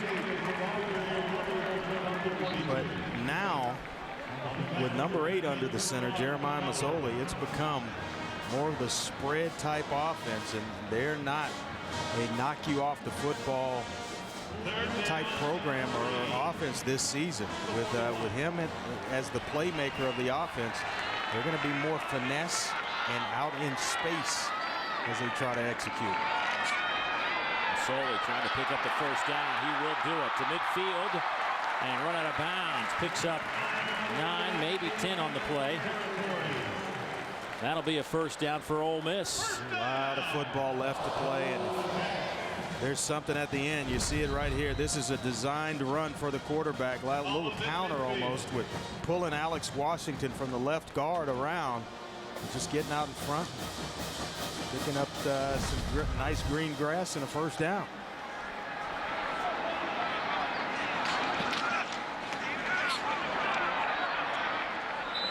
A couple on the play from Corvick Neat.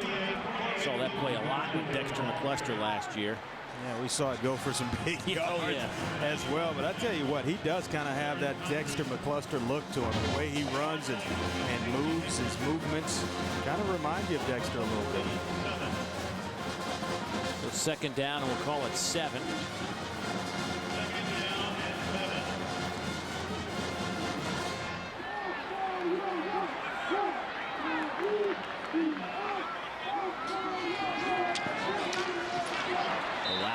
Caught near side.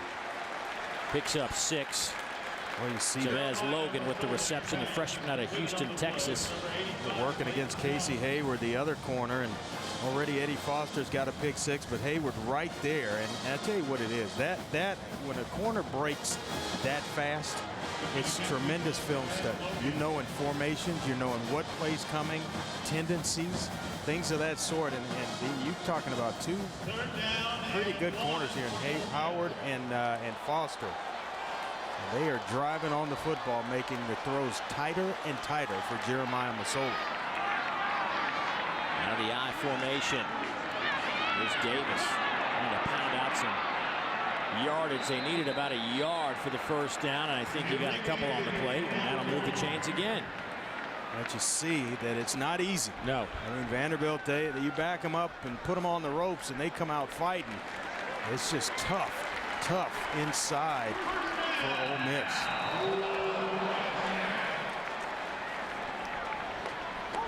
You know what? Mission accomplished, because the chains are moving. And right now, he's the play caller, Houston Nutt, moving the football. Nice start to this second half for Ole Miss. Try it off tackle again. Bolden bounces over and around a couple of Vanderbilt tacklers.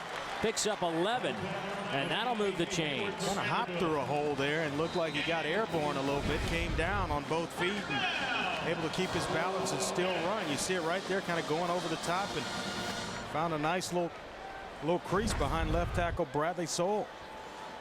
A lot of movement offensively. A lot of guys moving parts in this drive for Ole Miss. Just trying to get the defense to flinch just a little bit out of position. Masoli throws on the run. Off the hands of Lionel Breaux in the end zone.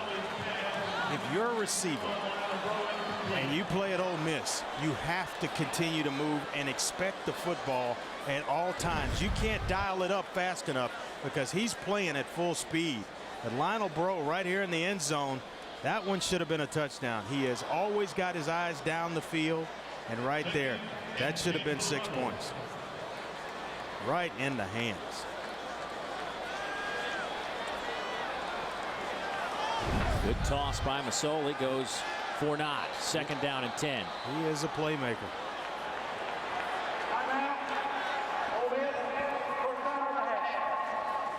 The Rebels will have to take a timeout. They are moving the football, looking to tie it up. 8:43 to go here in the third quarter. We'll continue to make our hope. Ole Miss trying to tie things up. They're trailed by a touchdown here in the third quarter. Today's First and 10 line brought to you by Toyota. See your local Toyota dealer for deals that will make you feel like an MVP. Toyota, moving forward. Second down and 10 yards to go for Ole Miss. So a nice drive by the Rebels. Looking at a second down and 10. Corvick Neat. Devin Thomas. Jesse Grandy now in motion. Masoli, what a spin move. Masoli to the 10, to the 5. Touchdown, Jeremiah Masoli, and the Ole Miss Rebels 28 yards on the spectacular run.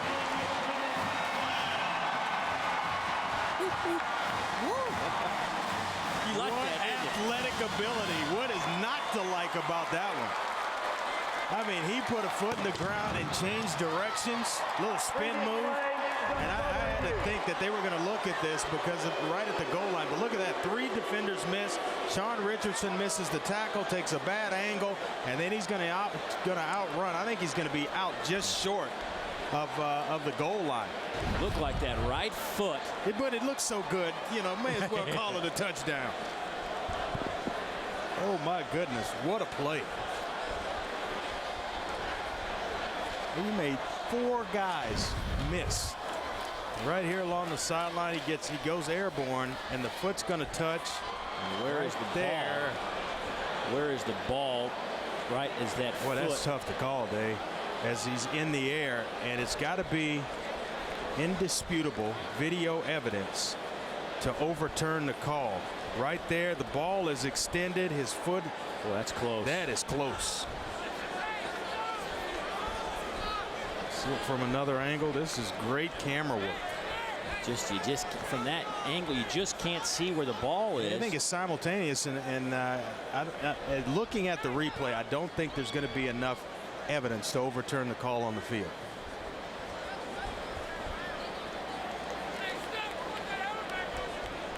Right here, you'll see him get airborne, go airborne right off the left foot, so it's in the air. Ball's extended there, and then the right foot comes down. If it's touching the goal line, it's a touchdown. Right.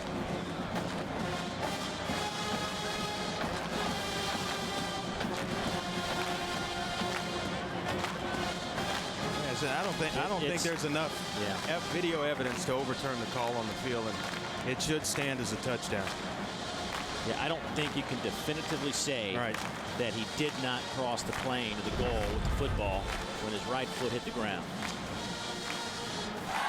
I'm telling you, I'd have to give it just based on the athletic moves that he put on. Give him a half bonus point just for the move. No doubt about it. He's done that spin move a couple of times now. Yeah, but that one was for real. The other ones were set up. You know, After review, the ruling on the field stands. Touchdown. Masoli now 68 yards through the air, 69 yards on the ground. And every coach on this staff just raves about Jeremiah Masoli and him being, he's just a different caliber of player is how it was described to us. Bryson Rose to attempt the point after to tie this one up. And he splits the uprights. Excellent drive by Ole Miss. We are tied at 14.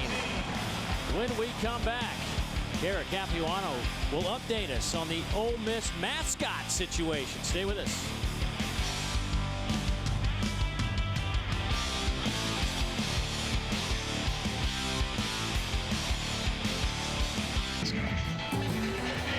Of course, that commercial has become very popular. But it's a reality. Ole Miss trying to find a mascot. They have put it up for debate and a vote by the student body. We'll get an update on where that stands right now. If Jeremiah Masoli can continue to produce touchdowns, he might have a lookalike mascot roaming the sidelines here. Tied at 14. A few number 8 jerseys. Another good kick by Andrew Ritter, and Vandy will bring it out to the 20.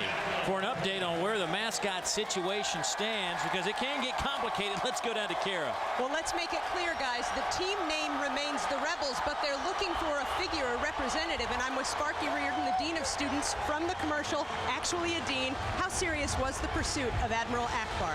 It was not serious at all. There were a lot of people out in the public who said it'd be a great idea, but we kind of figured there were going to be some issues with George Lucas, and I don't really think Akbar is, he never had a shot, so.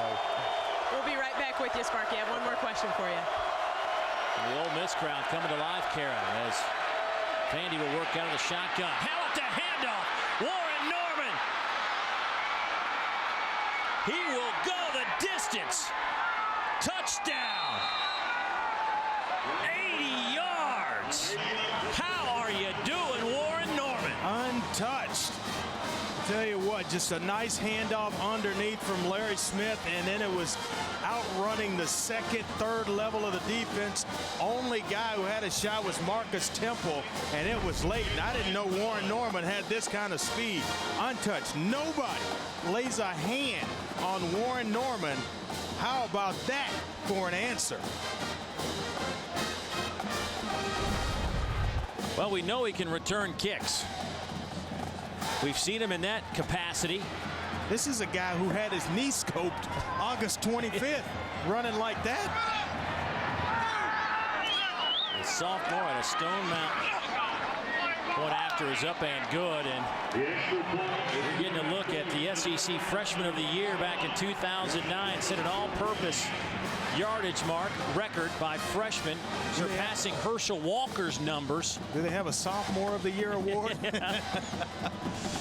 Wow, impressive. Well, to put a bow on the mascot situation, let's head back down and talk to Kara. Well, Dave, if there was ever a time that these fans needed a field leader and a mascot, we're back with Sparky. And Sparky, what are some of the leading candidates to be that representative for Ole Miss? Well, the students committee has narrowed it down to 5. One is a land shark, one is a bear, one is a horse, one is a lion, and another is a character named Hotty Toddy. And those were the 5 that were presented to the public. And right now, our committee is really working hard to come up with the best representative for the university. Who's the leader? I don't think there's a leader. So the students have been, it's a difficult task, but we want something that our fans will like, something the kids can embrace, something that'll be fun, and so they're working hard. Sparky, thank you so much. I know you guys are working hard on it, and as they say in the commercial, this team needs a leader, you guys. And if mascots could tackle, we could use one today. Thank you. Thank you, Sparky. Sparky's become quite famous. I think he stated that one just right. I mean, nobody gets a hand on Warren Norman, who goes the distance for Vandy, and an answer to the Jeremiah Masoli touchdown run. Gary Spear will kick it off. Jesse Grandy back at the 8-yard line. Jesse met at the 25 and dropped there. Another SEC game going on right now in Athens. For an update, Dari, what do you got? How good was that, by the way? If mascots could tackle, we could use one. All right, how about Ryan Mallett? Hey, if mascots could play pass deep, Georgia could use one. He's thrown for 300 yards, 2 touchdowns on the afternoon as the Hogs lead the Dogs. 24-10, guys. I think Dari's going to be saying that all week Hogs and now. Dogs. That is, maybe one day we'll get that game. We can say that. Hogs and Dogs. Let's see if Vanderbilt can tackle on this defensive stand. Ole Miss swings it near side. Bolden at the 30. They'll get it out to close to the 40-yard line. Actually, they'll mark it at the 38. John Stokes, the middle backer, the senior out of Memphis, in on the tackle. Well, this is what I'm talking about. When things break down, the protection, he gets flushed out of the pocket, and then here, the ability, the eyes, the arm strength to deliver the football under duress and make a play when nothing is there. An uncanny ability to do it. Bolden, you see his numbers, 40 yards on the ground. He may lose a yard on that one. Rob Lohr with his 5th stop today from a defensive tackle position. That's a pretty big number for a guy in the middle of that line. He's a guy that came back from a freshman year and only had 14 tackles the entire season last year, but 5 already, had 4 coming in. I mentioned the fact he was part of a 4-man rotation last year at defensive tackle, but his motor never turns off, according to the coaches. High energy player. 4-man front. Here's Grandy. Little toss to him as he goes on the left side. But another outstanding open field tackle by Casey Hayward. He and Eddie Foster have been brilliant today. There's another one of those young cornerbacks. Casey Hayward, the junior corner on the outside from Elko, Georgia, Perry High School. Watch him come up here. And this looks like it's about to go out the back door, and a big, huge gain. A nice tackle right there. Robbie Caldwell showing a little emotion. Little fist pump from the head coach. The seal of approval. Coach is coming out of his headset over there. 3rd down and 8. Masoli steps up and fires. Pass is caught to the tight end, Furbia Allen. Gain of 7. He may be about a yard shy of that 1st down. Well, he's going to be a good-looking football player. 6'4", 245 pounds. Started as a freshman last year and has really improved as a blocker. But he's 6'4", 245. He has got about another 20 pounds he could put on that frame. He dropped a wide open, what would have been touchdown in the first half today. As the sticks come out for the measurement. Well, just short. You know, and you're in a game, 6:09 left here in the 3rd quarter. Plenty of football. I think if I'm coaching Ole Miss, I punt the football here. You're on your side of the 50. If I were on the side of Vanderbilt in plus yardage territory, I may go for it. But, boy, they've got a little momentum as well. I punt it here, and that's from a guy who loves a lot of offense. Yes, you've seen your share of offense. Here's Masoli. He keeps it off the right side. Jeremiah gets the 1st down and knocked out of bounds back at the 31-yard line. He was close to turning that into 6. He'll pick up 21, and that'll move the chains. Boy, Bobby Mass and that right side of the line just collapsed everything down inside. And Jeremiah Masoli, no wasted movement whatsoever. I guess if you have that kind of athlete, and you go ahead and run the football with him right here. You see him just wash everything down inside, and he's one-on-one with Sean Richardson, the strong safety who is having a tough football game.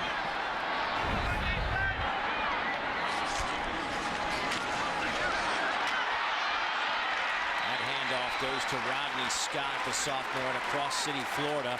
He'll pick up 8. Boy, Coach Houston, Coach Nutt, he wasn't kidding when he said we're going to do it by running back by committee to replace Dexter McCluster. We've seen Bolden, we've seen Davis, Scott, me. They keep coming.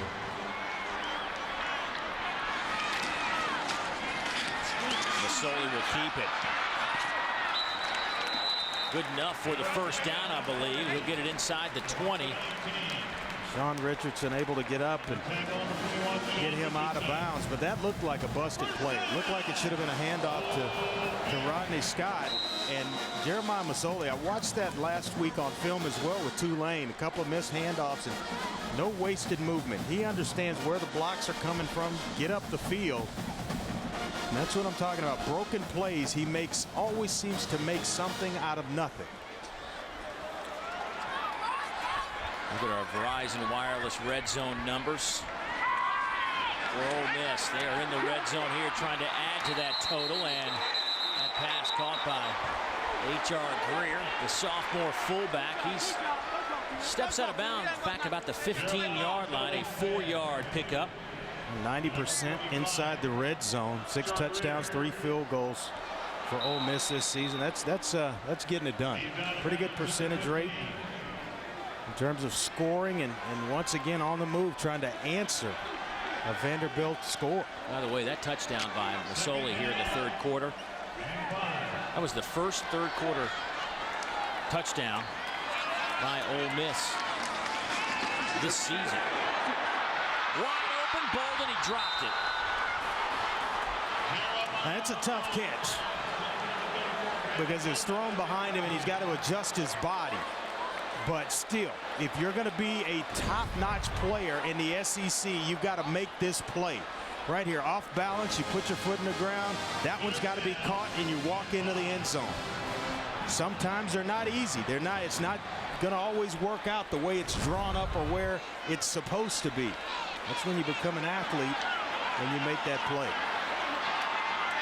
That is the 3rd pass by Masoli today that could have been 6 points that has been dropped. And a timeout taken by Vanderbilt. Trying to get their personnel set as well with 4:10 to go here in the 3rd quarter. And a good timeout by Robbie Caldwell and his defense. Jamie Bryant, their defensive coordinator. You don't want to be out of position here. This is a huge 3rd down. You stop and hold to a field goal. That is big time for Vanderbilt. One of those things we call a small win in a football game. Well, while we have this timeout, Regents Bank would like to recognize John Stokes from Vanderbilt and Joel Kite of Ole Miss as the Regents Scholar Athletes of the Game. In recognition of these athletes' performance on the field and in the classroom, Regents Bank is proud to contribute $1,000 to the Vanderbilt and Ole Miss General Scholarship Funds on their behalf. Congratulations from Regents Bank, the official bank of the SEC. There is, you know, John Stokes is an unbelievable story. Yeah. The fact that he was accepted into Vanderbilt's med school as a sophomore. Unreal. I mean, both his parents graduated from Vanderbilt, and as you mentioned, was accepted into their med school after just his second year on campus. Unbelievable. How about this, though? His line dating back to Vanderbilt goes all the way back to 1926 when his great-grandfather played at Vanderbilt. Went to Vanderbilt. His grandparents and parents all have Vandy degrees. He's posting a 3.8 GPA. Sounds a lot like my college resume. He's playing football for fun right now. He's got bigger and better things to move on to. Here's Masoli. Throws. Boy, if Eddie Foster turns his head around, that would have been picked. See ya, and another 6 points on the board. It was thrown right between the 1 and the 6 of Eddie Foster, and it was intended for Melvin Harris, the receiver out there. Just such good position by Eddie Foster that the receiver couldn't get to the football. This is headed right in the direction of the corner. Right there, almost hits him. 32-yard field goal on the way from Bryson Rose, who was 4 out of 4, long of 41 this year. He has yet to miss a kick for the Rebels. Taking over for Joshua Sheen from the right hash. That is up, and it is no good.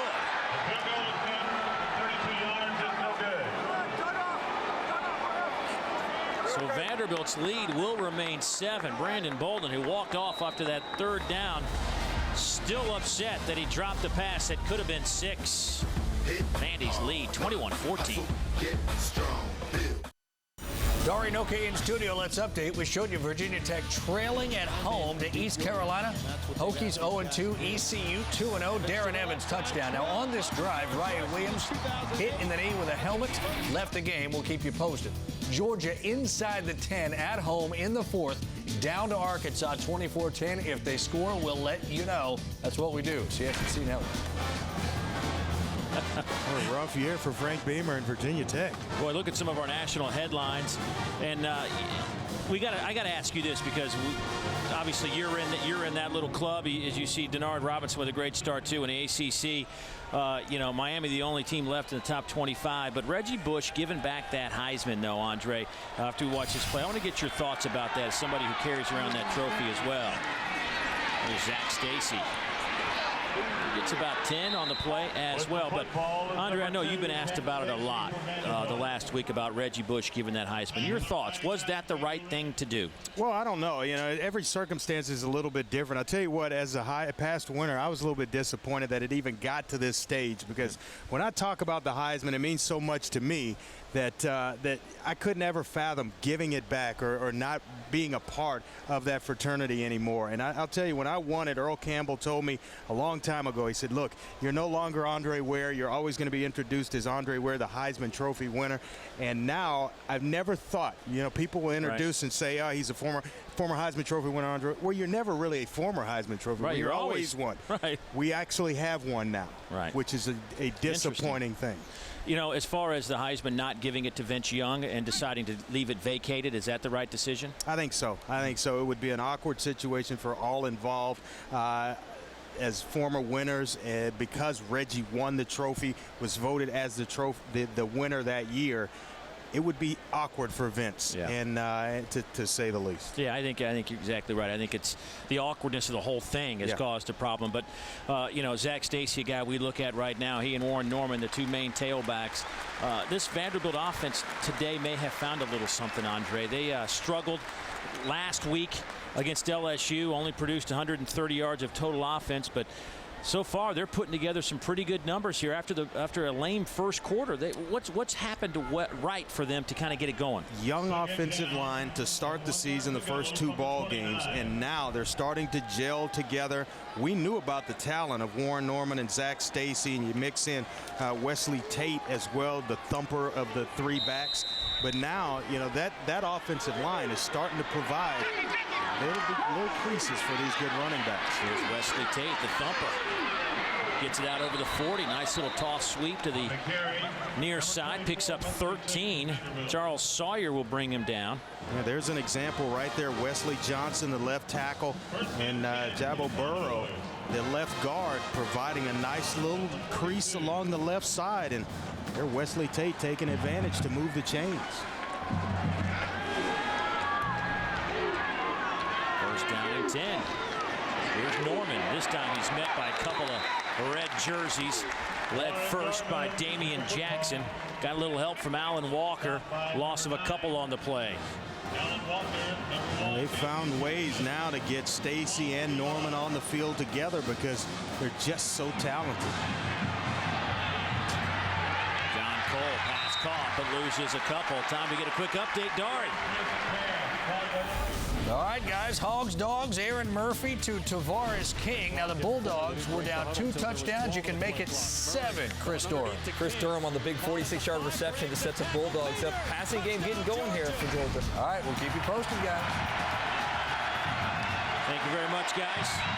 Good one going on in Athens. Good one going on here in Oxford. Good finish to both coming down the stretch. 3rd down and 10. Here's Wesley Tate, turns the corner, gets it near midfield. He'll be about 3 yards shy of that first down marker. Alan Walker with his 6th stop of the afternoon. And it looks like Vanderbilt might punt this one away. And it looked like he was about just a half slip away from converting for another first down. Strange call, you think, on 3rd down where everybody else thinking pass, and you break and get to the second level of that defense. You got a chance. And tell you what, he almost got there. Richard Kent back to punt once more. Jesse Grandy stands at the 15-yard line. It's a high kick. Grandy will let it hit, and Vanderbilt will down it. They will actually spot the ball at about the 3-yard line. Good special teams, a 49-yard kick. And Ole Miss will be backed up inside their 5-yard line.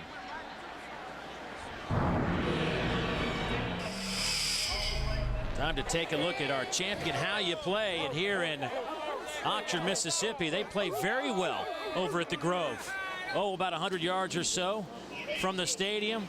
10 acres of green grass and old school oak trees where you can meet up with all your friends, have a great time. Of course, players walk through the Grove on the way to the stadium in the morning. They walk through the Arch of Champions, which was given to the university by the 1962 Rebel football team. Just a great environment all the way around. One of the best in all of college football. A handoff off the right side will get a couple of yards. Went to Brandon Bolden, the junior out of Baton Rouge, Louisiana. Now this is the part of the game, I think, where Vanderbilt has suffered, not just this season, but it's been kind of something they've dealt with over time, and that is not a lot of depth. Yeah. You get on the field for a long time, a defensive group, and it's just hard to maintain that same level that you started with. And you see some guys starting to breathe a little bit heavier, and that's where it gets lost, is going into the 4th quarter where they've surrendered leads this season. Good throw near side. Pass is caught by Reggie Hicks, the backup tight end, out over the 15, and that'll be a first down for Ole Miss. Nice grab by the big fella. A nice little flat slant combination, and they spin it out to Reggie Hicks and allow him to move the chains. But Jeremiah Mazzoli, he's not bashful about spreading the football around, just hitting different receivers. And it's what you want out of your quarterback. See what's there and then deliver the football accurately. Randy goes in motion in front of Mazzoli. Jeremiah will keep it. Try to outrun the defense, and he can't do it.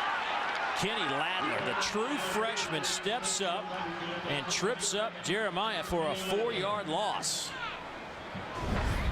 he come up in a hurry? Arrived in January and showed some big-time athletic ability, and this is what the coaches are talking about. As a true freshman, came to campus early and went through spring football. That's a nice job there. Good open field tackle. Jay Fulham, the normal starter at safety, bothered by a bad ankle he suffered in practice on Tuesday, giving Kenny Ladler a lot of action today, and the true freshman having a good go of it. That'll do it for the third quarter. Vandy led by a touchdown at the break. That lead still 7. Fourth quarter football on the way.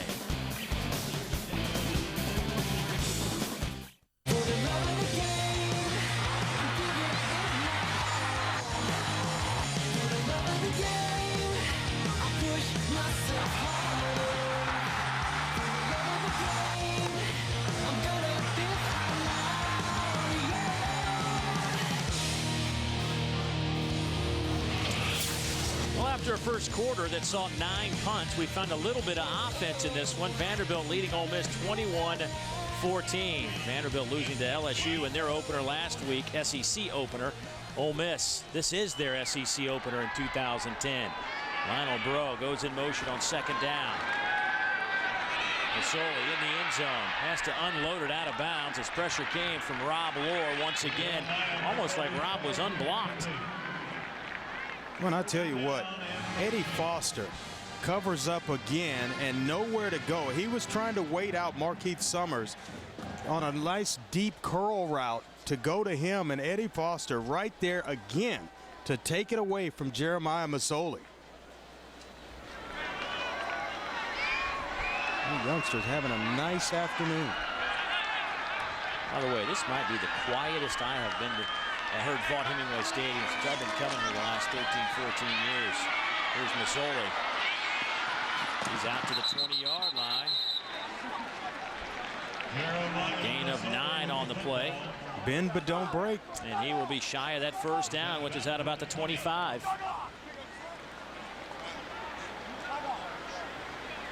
For Vanderbilt, this is the test right here. Is fourth quarter where they have basically been in both ball games this season against Northwestern and then again last week against LSU.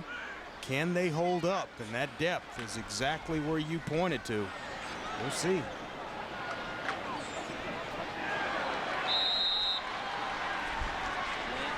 So Vanderbilt will have the football back at the 41-yard line, a 38-yard punt. Time for us to take a look at Warren Norman moments ago, brought to you by Wendy's in real time. 80 yards. Look at the speed. And just nobody touches Warren Norman, last year's freshman, SEC freshman of the year, kind of picking up right where he left off from his freshman season. Warren Norman today on the ground, 13 carries, 102 yards. By the way, Jeremiah Masoli goes 15 carries, 100 yards even. Boy, this has been an even game all the way around. Basically, look at the total yardage. Vanderbilt 278, Ole Miss 279. Here's the option. Read well by the guys in red. Wesley Tate gets stuck by Johnny Brown, loss of 5. Just kind of looked like the timing with a play fake to Warren Norman and then the pitch to Wesley Tate. It allowed for Johnny Brown to rally up and make a nice play, but the whole timing was thrown off from the point in which Larry Smith took the snap. Once again, Vanderbilt starting behind the down and distance marker. Wesley Tate powers his way out to the 40-yard line.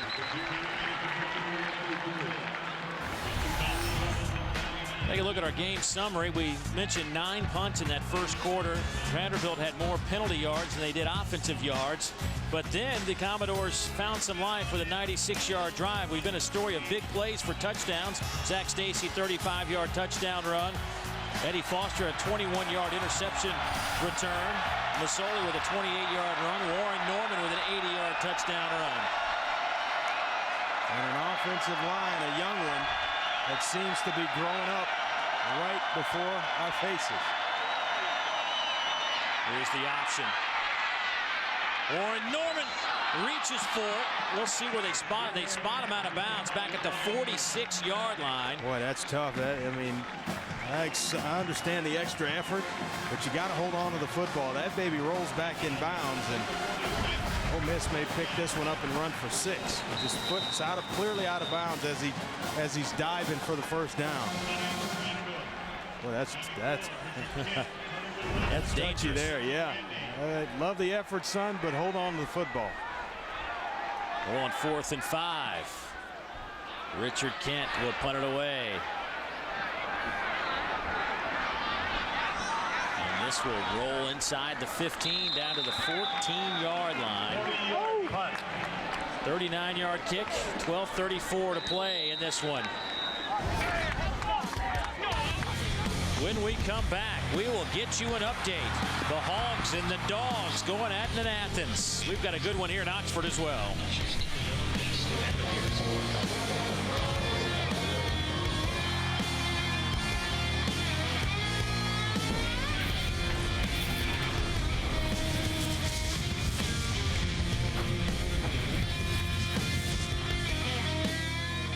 Chris Doering in studio. Aaron Murray trying to lead Georgia back, now down 7 against Arkansas, and he finds not Chris Doering, but Chris Durham. Chris Doering. Gotta love the big receiver going up to get the ball. Another big catch to set up a Georgia touchdown. 5 catches, 101 yards. Washaun Ely's first touchdown of the year. Guys, the Dogs, well, they've tied the Hogs. Dogs won't go away. As you said to me during the break, Aaron Murray looks like he might be growing up before our eyes. Yeah, no doubt about it.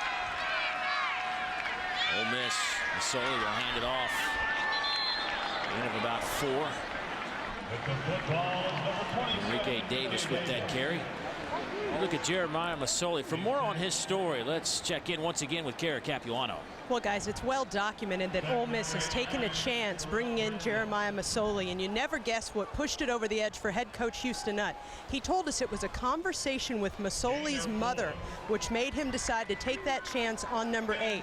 Mom said she really wanted a man to take Jeremiah along, guide him, and she promised him he will be a man for you. He will not make any more mistakes, and that was the difference maker for Nutt. Jeremiah's been pretty good today at quarterback for him.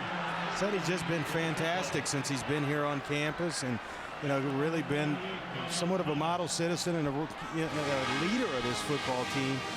Always around the campus, always around the film room when they're saying usually the younger guys, they got to go get quarterbacks. Hey, why don't you watch a little more extra film? Well, he's already in there watching film and working out and doing the extra things. Really has taken advantage of the chance and this opportunity, maybe the last opportunity that Houston Nutt has provided him with. Well, give an indication, they voted, the players vote on team captains, and even though he wasn't voted team captain, he received quite a few votes, only being here a couple of weeks. How about that throw? Threads the needle to Markeith Summers. A gain of 24. And he was, Summers was surrounded by white jerseys. And that's the accuracy right there that we talked about. What's the timing? Always has the right sense, the right quarterback clock in the back of his mind of when to get the football out or when to pull it down and make a play. But right there, before his receiver gets to the free safety, nice grab by Markeith Summers. Looks like the wild rebel formation. Brandon Bolden takes the snap, a little razzle-dazzle. Masoli drops the football. He just chunks it down the field. It'll be incomplete, and he really came up with a heads-up play after bobbling the football. He knew he had receivers in the area and got rid of it before they took a big loss. And it looked like he was going to have Brandon Bolden open as well, and then everybody started to read it out once he bobbled it. But you see here the little end around to Grandy, and then just mishandles the handoff.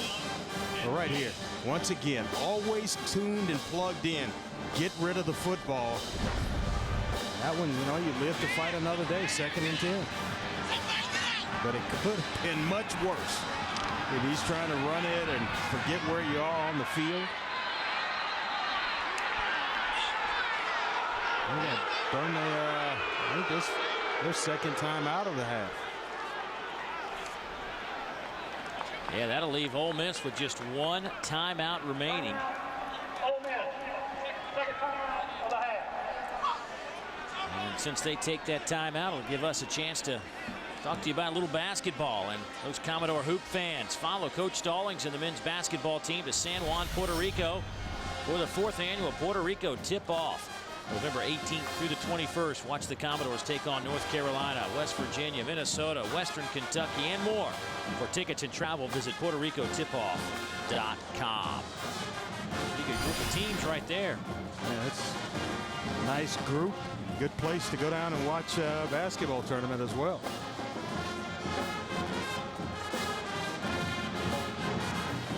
Staff over there giving pin wagers.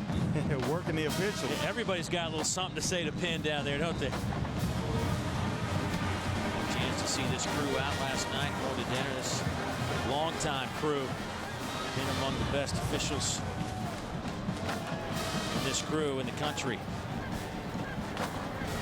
They told us, Coach Caldwell said that he was going to trim some fat off their offense, get a little bit basic, and they did here in the second half. Here's Grandy, needs a couple of blocks. Got one, flipped up in the air, picks up 9. Sean Richardson knocks him out of bounds. Maybe just short of the first down marker.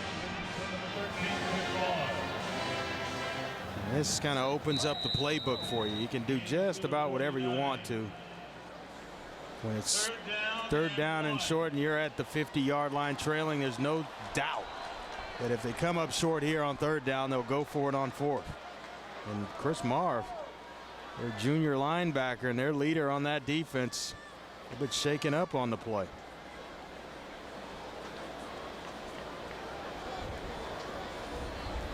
Our officiating crew. You see Penn Wagers over there with his referee jersey. Felt that Chris Marv a little too close to the field, so they want to stop the action. And watch number 13 in white. Kind of just gets cut down by one of his own players. Looks like it's Sean Richardson. And just didn't pop up. They're right around the lower leg area.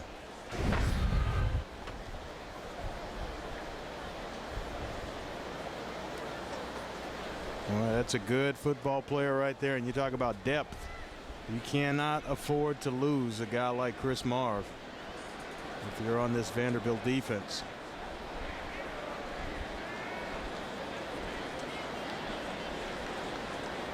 Chris Marv came in among the leaders in the conference in tackles, had 18. He and Sean Richardson both with 18 for this Vanderbilt defense. And he just looks a little woozy. He might have slapped his helmet on that turf pretty hard after that impact. Well, hopefully he'll be okay. His replacement will be Nate Campbell, a senior linebacker from Hazen, Arkansas. Big shoes to fill for Nate. There's Davis. He needed about a yard to get that first down, and I don't know that he got it. They're going to be a little short, and like I said, it's 4-down territory. You're behind with 10 minutes left in the ball game, and it's maybe just short again. But midfield, if you're at midfield or beyond, I think you go for it. Remember, Ole Miss with only one timeout remaining. And the difficulties in the middle of that offensive line, young players, Washington, Hawkins, Brown, all first-year starters, and still they cannot find push in the middle of that offensive line. Masoli quarterback sneak. I don't know, Dave. I don't know that he needed to get that ball across midfield. I don't know. Yeah, the spot looks like he's shy. He may have even lost half a yard. How about the Vanderbilt defense today?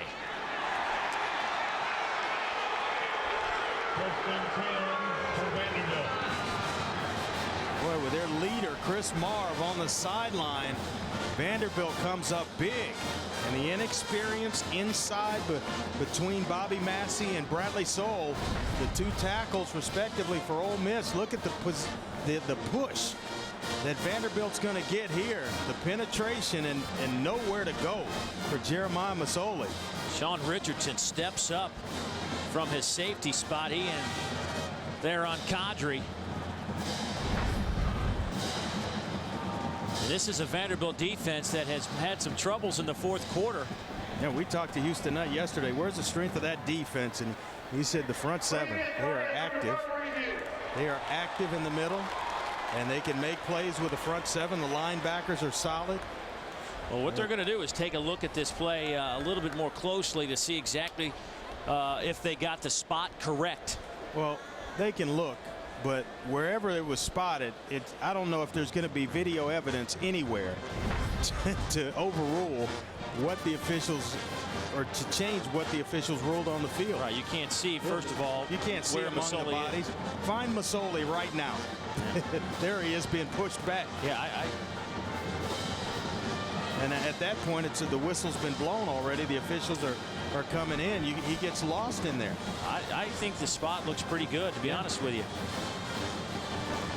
Boy, there wasn't any kind of, I mean, even no push a crack whatsoever for him to even turn sideways. And I mean, that was, well, they talk about plugging all those gaps. That's exactly what they did. Well, think about the other fourth down that they converted. He went to the outside. It wasn't in the middle between the tackles.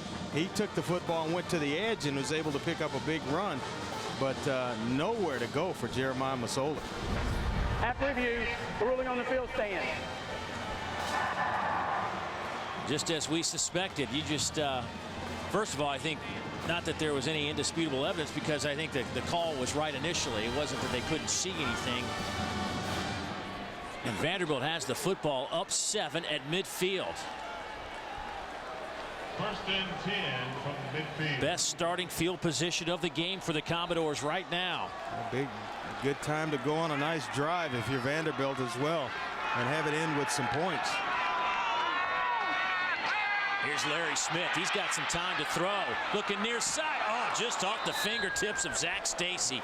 That was close to being a home run for the Commodores. Let's head back to our studios and get an update on the Hogs and the Dogs. All right, drama in Athens. Tie game. Ryan Mallett to Greg Childs, and he does the rest. The Razorbacks with 14 seconds to go with a lead, guys. That has been a crazy one. Football game there. Here's the pitch. Norman gets it down to about the 43-yard line, but that'll bring up a 3rd down and 7. Got a question for you. First play, surprised you throwing the football with a lead and trying to run some time off the clock? Surprised me. And it was there. The throw was there, though. It was there. But with the success they've had in the running game, it was surprising. But as well, Larry Smith, now a junior, an upperclassman.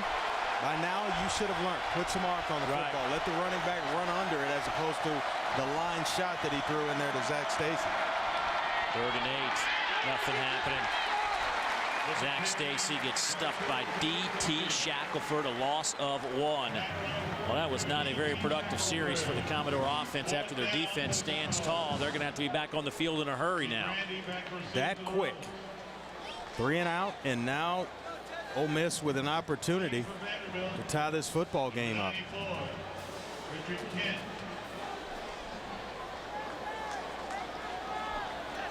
Clock is moving at 8:35 to go.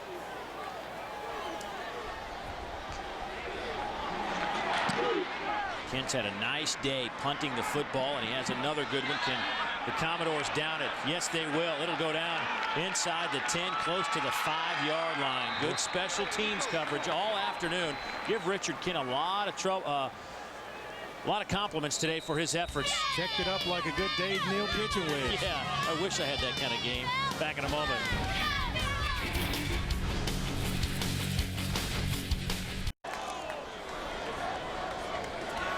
Ole Miss backed up at about the 6-yard line. 8:18 to play for Ole Miss. They came out of the locker room here in the second half and produced a touchdown on a 28-yard run by Jeremiah Masoli, but then they have missed a field goal.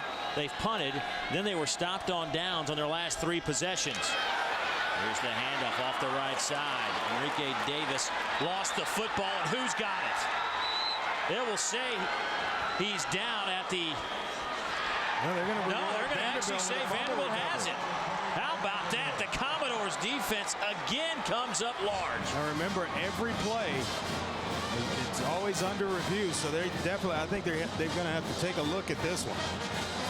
That was Corvick neat on the carry. Let's see where that ball comes out. He just dropped it. Definitely out. No need to even look. That one is out. And it's Big John Stokes, the outside linebacker, who gets a paw in there and pokes the football out. Boy, this see what the breaks have not gone Ole Miss's way here. Once again in the second half. See what Jimmy Kaiser does here.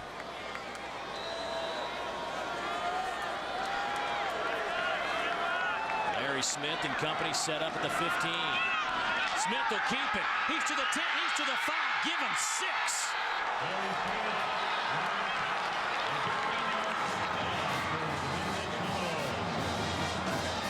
A 15-yard touchdown run on the quarterback keeper Larry Smith to the end zone. And how about this, folks? It's 27-14. Tell you what, everybody in the building thought Warren Norman had the football, myself included. Watch the alley. Everybody going to Warren Norman, number 5, and it's just a paved route to the end zone for Larry Smith. Stunned here in Oxford. It was quiet for most of the game. Now the only noise we're hearing are some boo birds coming out. Vanderbilt, 28 points on the road. They lead by 14 here in the 4th. Let yourself shine. Let yourself shine.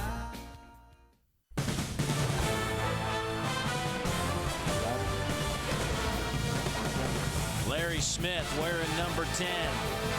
Junior quarterback with a 15-yard touchdown run, giving Vanderbilt a 28-14 lead. 4 touchdowns today for Vanderbilt. In their past 40 quarters against SEC teams, they had scored a total of 5 touchdowns. Jesse Grandy brings it out of the end zone. Flags are down. He's out of the 20 to the 24-yard line. Nate Campbell with a special teams tackle. Wait for the call. And Wagers, our referee, will let us know what happens here. What we do know has happened is the last 4 drives have been disastrous now for Ole Miss.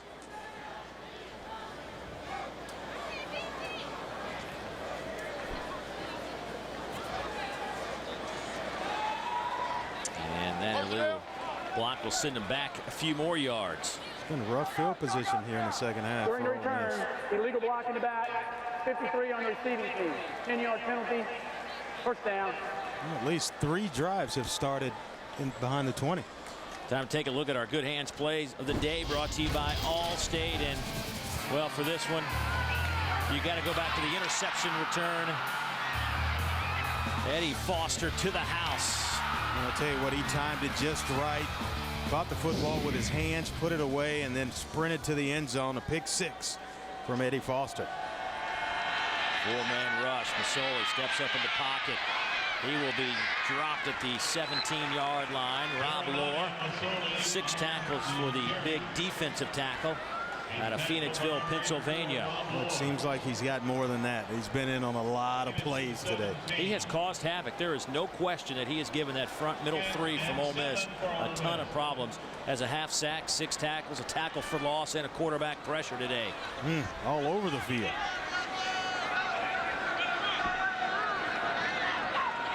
Throw in motion out of the eye. Here's Masoli trying to make some people miss. Throws far side, incomplete, out of bounds. Pressure came from Terrell Brandon from his defensive end position, flushing Masoli out of that pocket. McKinney Ladler there as well. He actually came away with that fumble recovery the last possession. The last time they were on defense, but you see, well, he's airborne, and it's close, and the left foot, I think, comes out or lands out of bounds. You really couldn't tell that he was already airborne at that point in time. Ole Miss has had some problems on third downs all season, 39%. Today, not a whole lot better, 4 out of 15.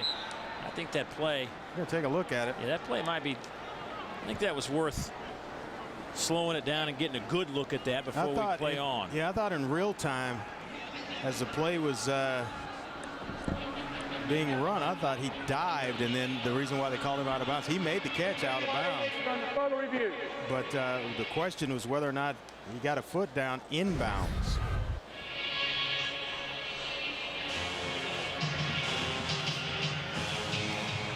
I think he did right there. That's close. I think that's. I give him the catch.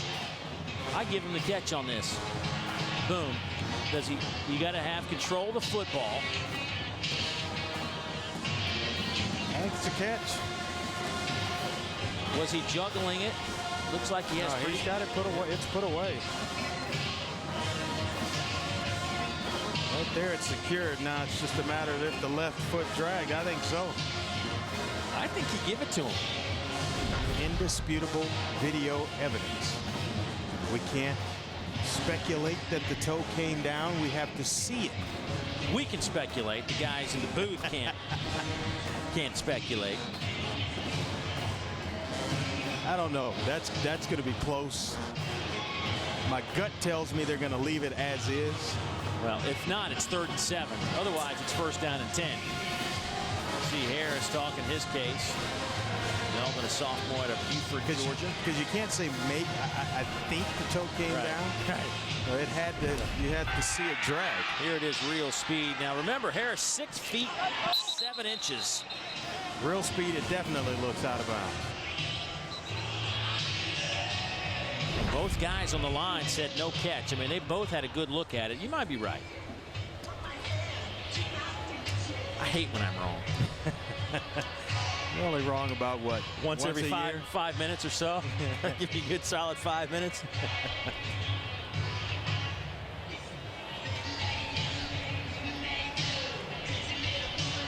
This is a rather lengthy look. I think, you know, it's one of those things, if it is a catch, then they got to figure out where the spot is. Where are you going to mark the ball? You see, it's hard to tell because you don't know if it's a shadow or if the toe is actually dragging and he comes down with a, you know, he gets the toe down. I'm still not seeing anything fly up where it's, you know, it's dragged. Usually you see the little dark particles from the turf start to fly when they drag their foot, when their foot's dragged. I think by the fact that they are talking about this long, they might be looking exactly where they want to spot this football. I think this may be a catch.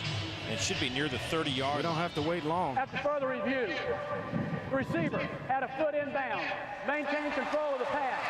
First down at the 30-yard line. I'm not saying anything. I'm just going to let you. Replay official right there. He knows I needed the help. Christmas in what, September? Well, it'll be first down. They were looking at 3rd and 7, and now they got 1st down and 10 from the 30-yard line. That was a gain of 12, and the 6' 7" frame of Melvin Harris pays off. Masoli now through the air, 12 out of 25. Excuse me, 13 out of 25, $145. Sprint right, fire. Pass is caught. Lionel Breaux breaks a tackle in the open field. Gain of 7. Sean Richardson had a chance to wrap him up, just couldn't do it. Boy, Sean Richardson's had a couple of shots on guys. And he swung and missed a few times. Slow start to this one, 9 punts in the first quarter, and then things started to heat up. Vanderbilt has taken advantage of some Ole Miss miscues on offense, and Larry Smith caps it off moments ago with a 15-yard touchdown run from the quarterback to give Vanderbilt a 14-point lead. They led 14-7 at the break. The handoff. Bolden makes a guy miss. Arm tackles all around, but no gain when it's all said and done. And the crowd not happy with the plays up the middle here for Ole Miss. Well, they don't like the runs that are being called. They want to get back in this football game, and Brennan Bolden cramping right now. Rodney Scott will check into the game. Third down and about 2. Bolden today rushing the football. 10 carries, 46 yards. Mazzoli, 18 carries, 103 yards. On the ground, all told, 194 yards. But Ole Miss will go through the air, pick up the first down. Clock is at 5:52 and stop there. They'll stop until they reset the chains. Gives you an opportunity to really get a play called fast and not waste really any time to get to the next down. But this is a definitely go, go, go time. You're down 2 touchdowns. I don't understand why they're in the huddle at all. He doesn't understand it either. Right. Yeah. He's thinking like you are, except he bought a ticket and can complain. Here's Mazzoli. He'll step up, scrambling, running, lofts it up through the hands of Melvin Harris. He had a chance to pick up a ton of yardage, but just a little too high. Touch it over the linebackers, and Melvin Harris able to climb the ladder, but nice pressure to force this errant throw. This is why you get a nice spin move. And Stokes and a couple of other defenders there to force him up and force a bad throw from Jeremiah Mazzoli. Only good news there is it stops the clock. 2nd down and 10. Play clock goes to 5. Bad snap, loose football. Flags come down.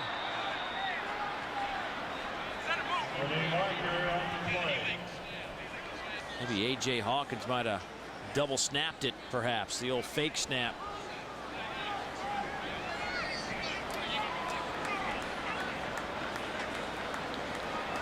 Dead ball, illegal snap, 5-yard penalty, down remains 2nd.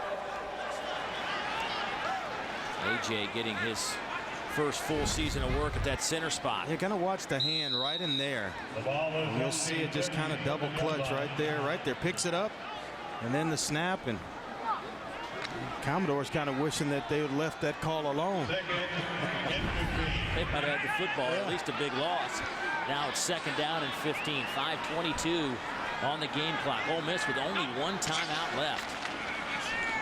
Go to the wide side, Jesse Grandy. We'll get to about 7 of that back.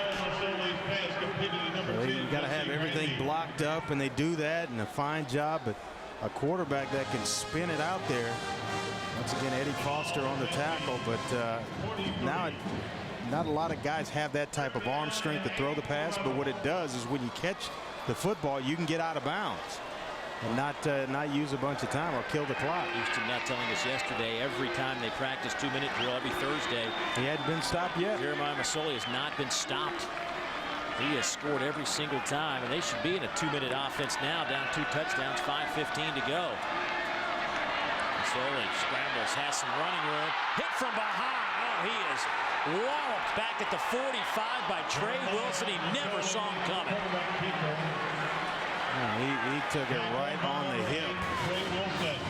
Where if you don't see those coming, that's a nice little hip pointer that aching for a long time. But you see him here, nice pressure up front, forces him to step up. And when you get by one guy, you got to know he's going to redirect and come back. What big hit by Trey Wilson. Well, that'll be sore tomorrow on that hip. No doubt. Helmet on the hip. Now you're looking at 4th down. Ole Miss 2 out of 3 on 4th downs today. Mazzoli lofts it up, looking for Grandy, out of bounds. And the Vanderbilt defense, which has struggled in the 4th quarter, their last 2 ball games coming up big today on the road. Well, you got to take your hat off to Jamie Bryant, the defensive coordinator. Robbie Caldwell, the head coach. They have stuck in there and fought and scratched defensively. Chris Marr out of the football game, and they're still continuing to play well. Ole Miss has lost 15 of their last 17 SEC openers and 6 straight. Back with more in a moment.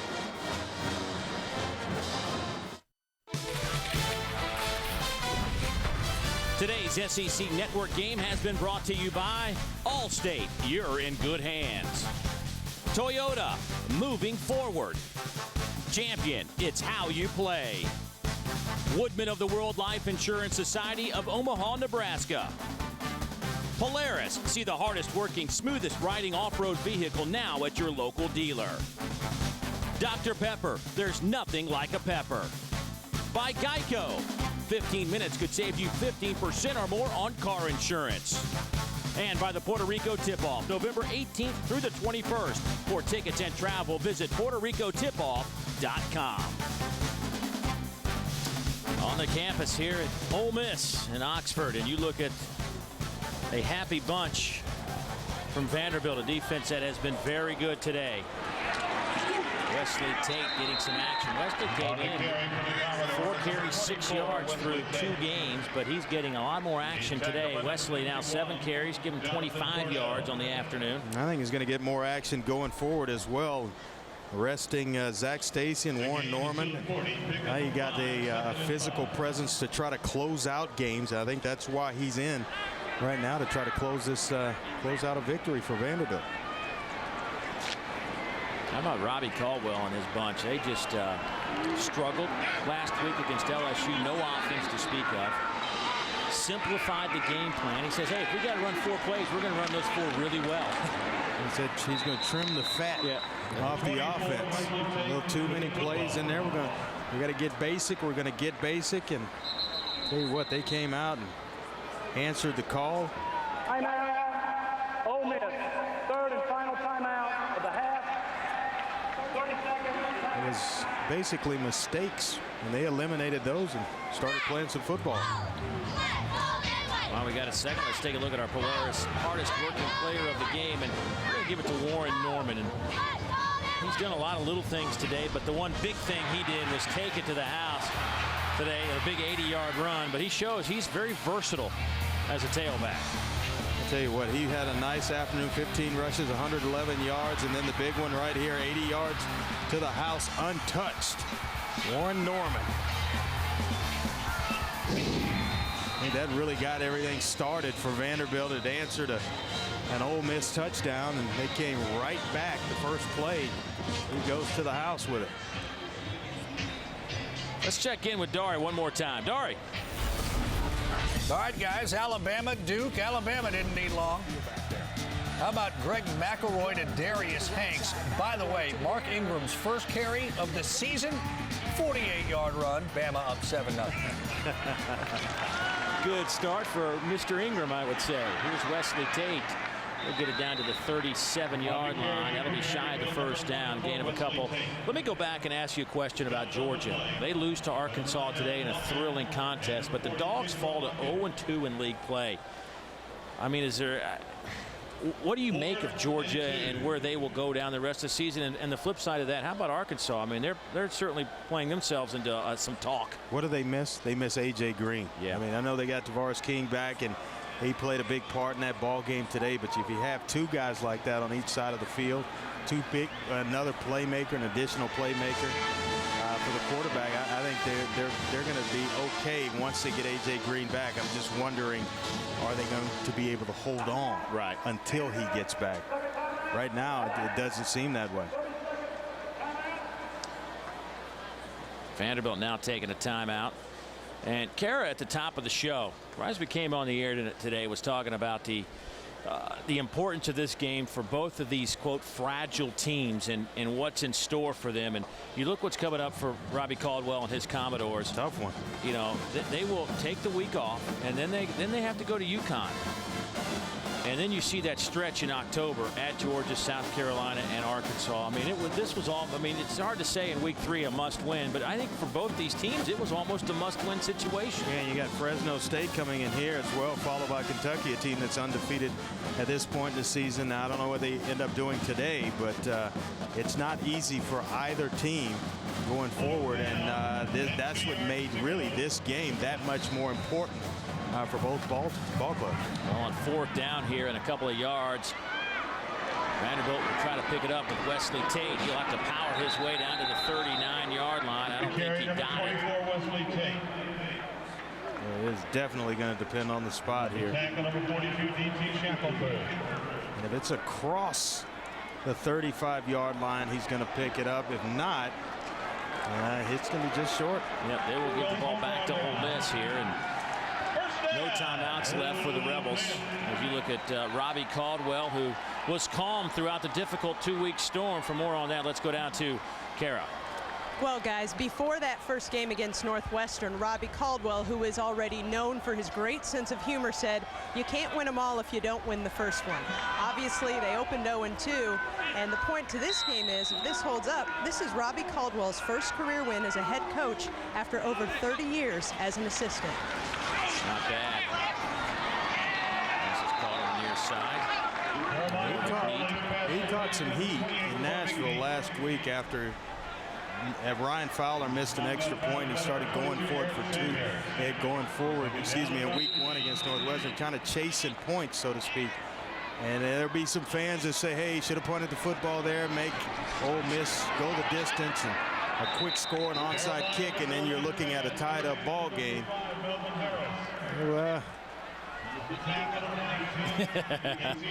I'm thinking punt the football right there. I understand what he's trying to do, close it out if he gets the first down, but make him go.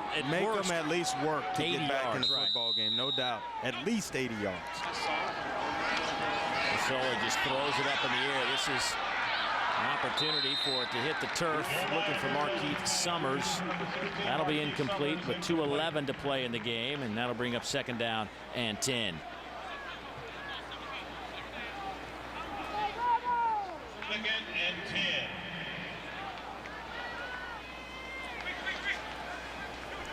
Today's 1st and 10 line brought to you by Toyota. See your local Toyota dealer for deals that will make you feel like an MVP. Toyota, moving forward. Nice bullet across the middle. Down to about the 38-yard line. Summers with that catch. Markeith continuing to add to his season totals at wide receiver. Markeith came in with 7 catches last week, 5 for 165, but held in check today. Masoli lofts it up. Intercepted. Casey Hayward with the pick. And how appropriate that the 2 corners that have had great afternoons each pick up an interception this afternoon. We're just throwing this one up, and there's still plenty of time, to pick up the first down and still get yourself back in it. But both corners, as you mentioned, with interceptions today. Casey Hayward, 1 pass breakup. He had 9 tackles, and now to add an interception to an already pretty good day for Casey Hayward. Hayward, a junior. Eddie Foster on the other side, a sophomore. Masoli today had put a wrap on his numbers. 19 out of 35, 2 picks, 190 yards. Rushing the football, Masoli 19 for 104. Larry Smith will take knees, and that will be the story here in the final 135. I knew that was coming. Little Gatorade bath for Adam Smotherman. Robbie Caldwell, the head coach of with Vanderbilt. The honors. Heads up, coach. He loves it. He absolutely loves it. Once he gets it out of his eyes, there comes a smile. That first one. Well, big congratulations. That's got to feel good. Once waited over 30 years for that first Gatorade bath as a head coach. You know who else feels pretty good? Man, probably back in Nashville watching this game right now, Bobby Johnson. Yes. Stepped away from football this summer and turned it over to Robbie Caldwell. Coach Johnson knows these guys so well, these players and this coaching staff, and he's certainly happy for them as well. They will snap a 10-game SEC losing streak.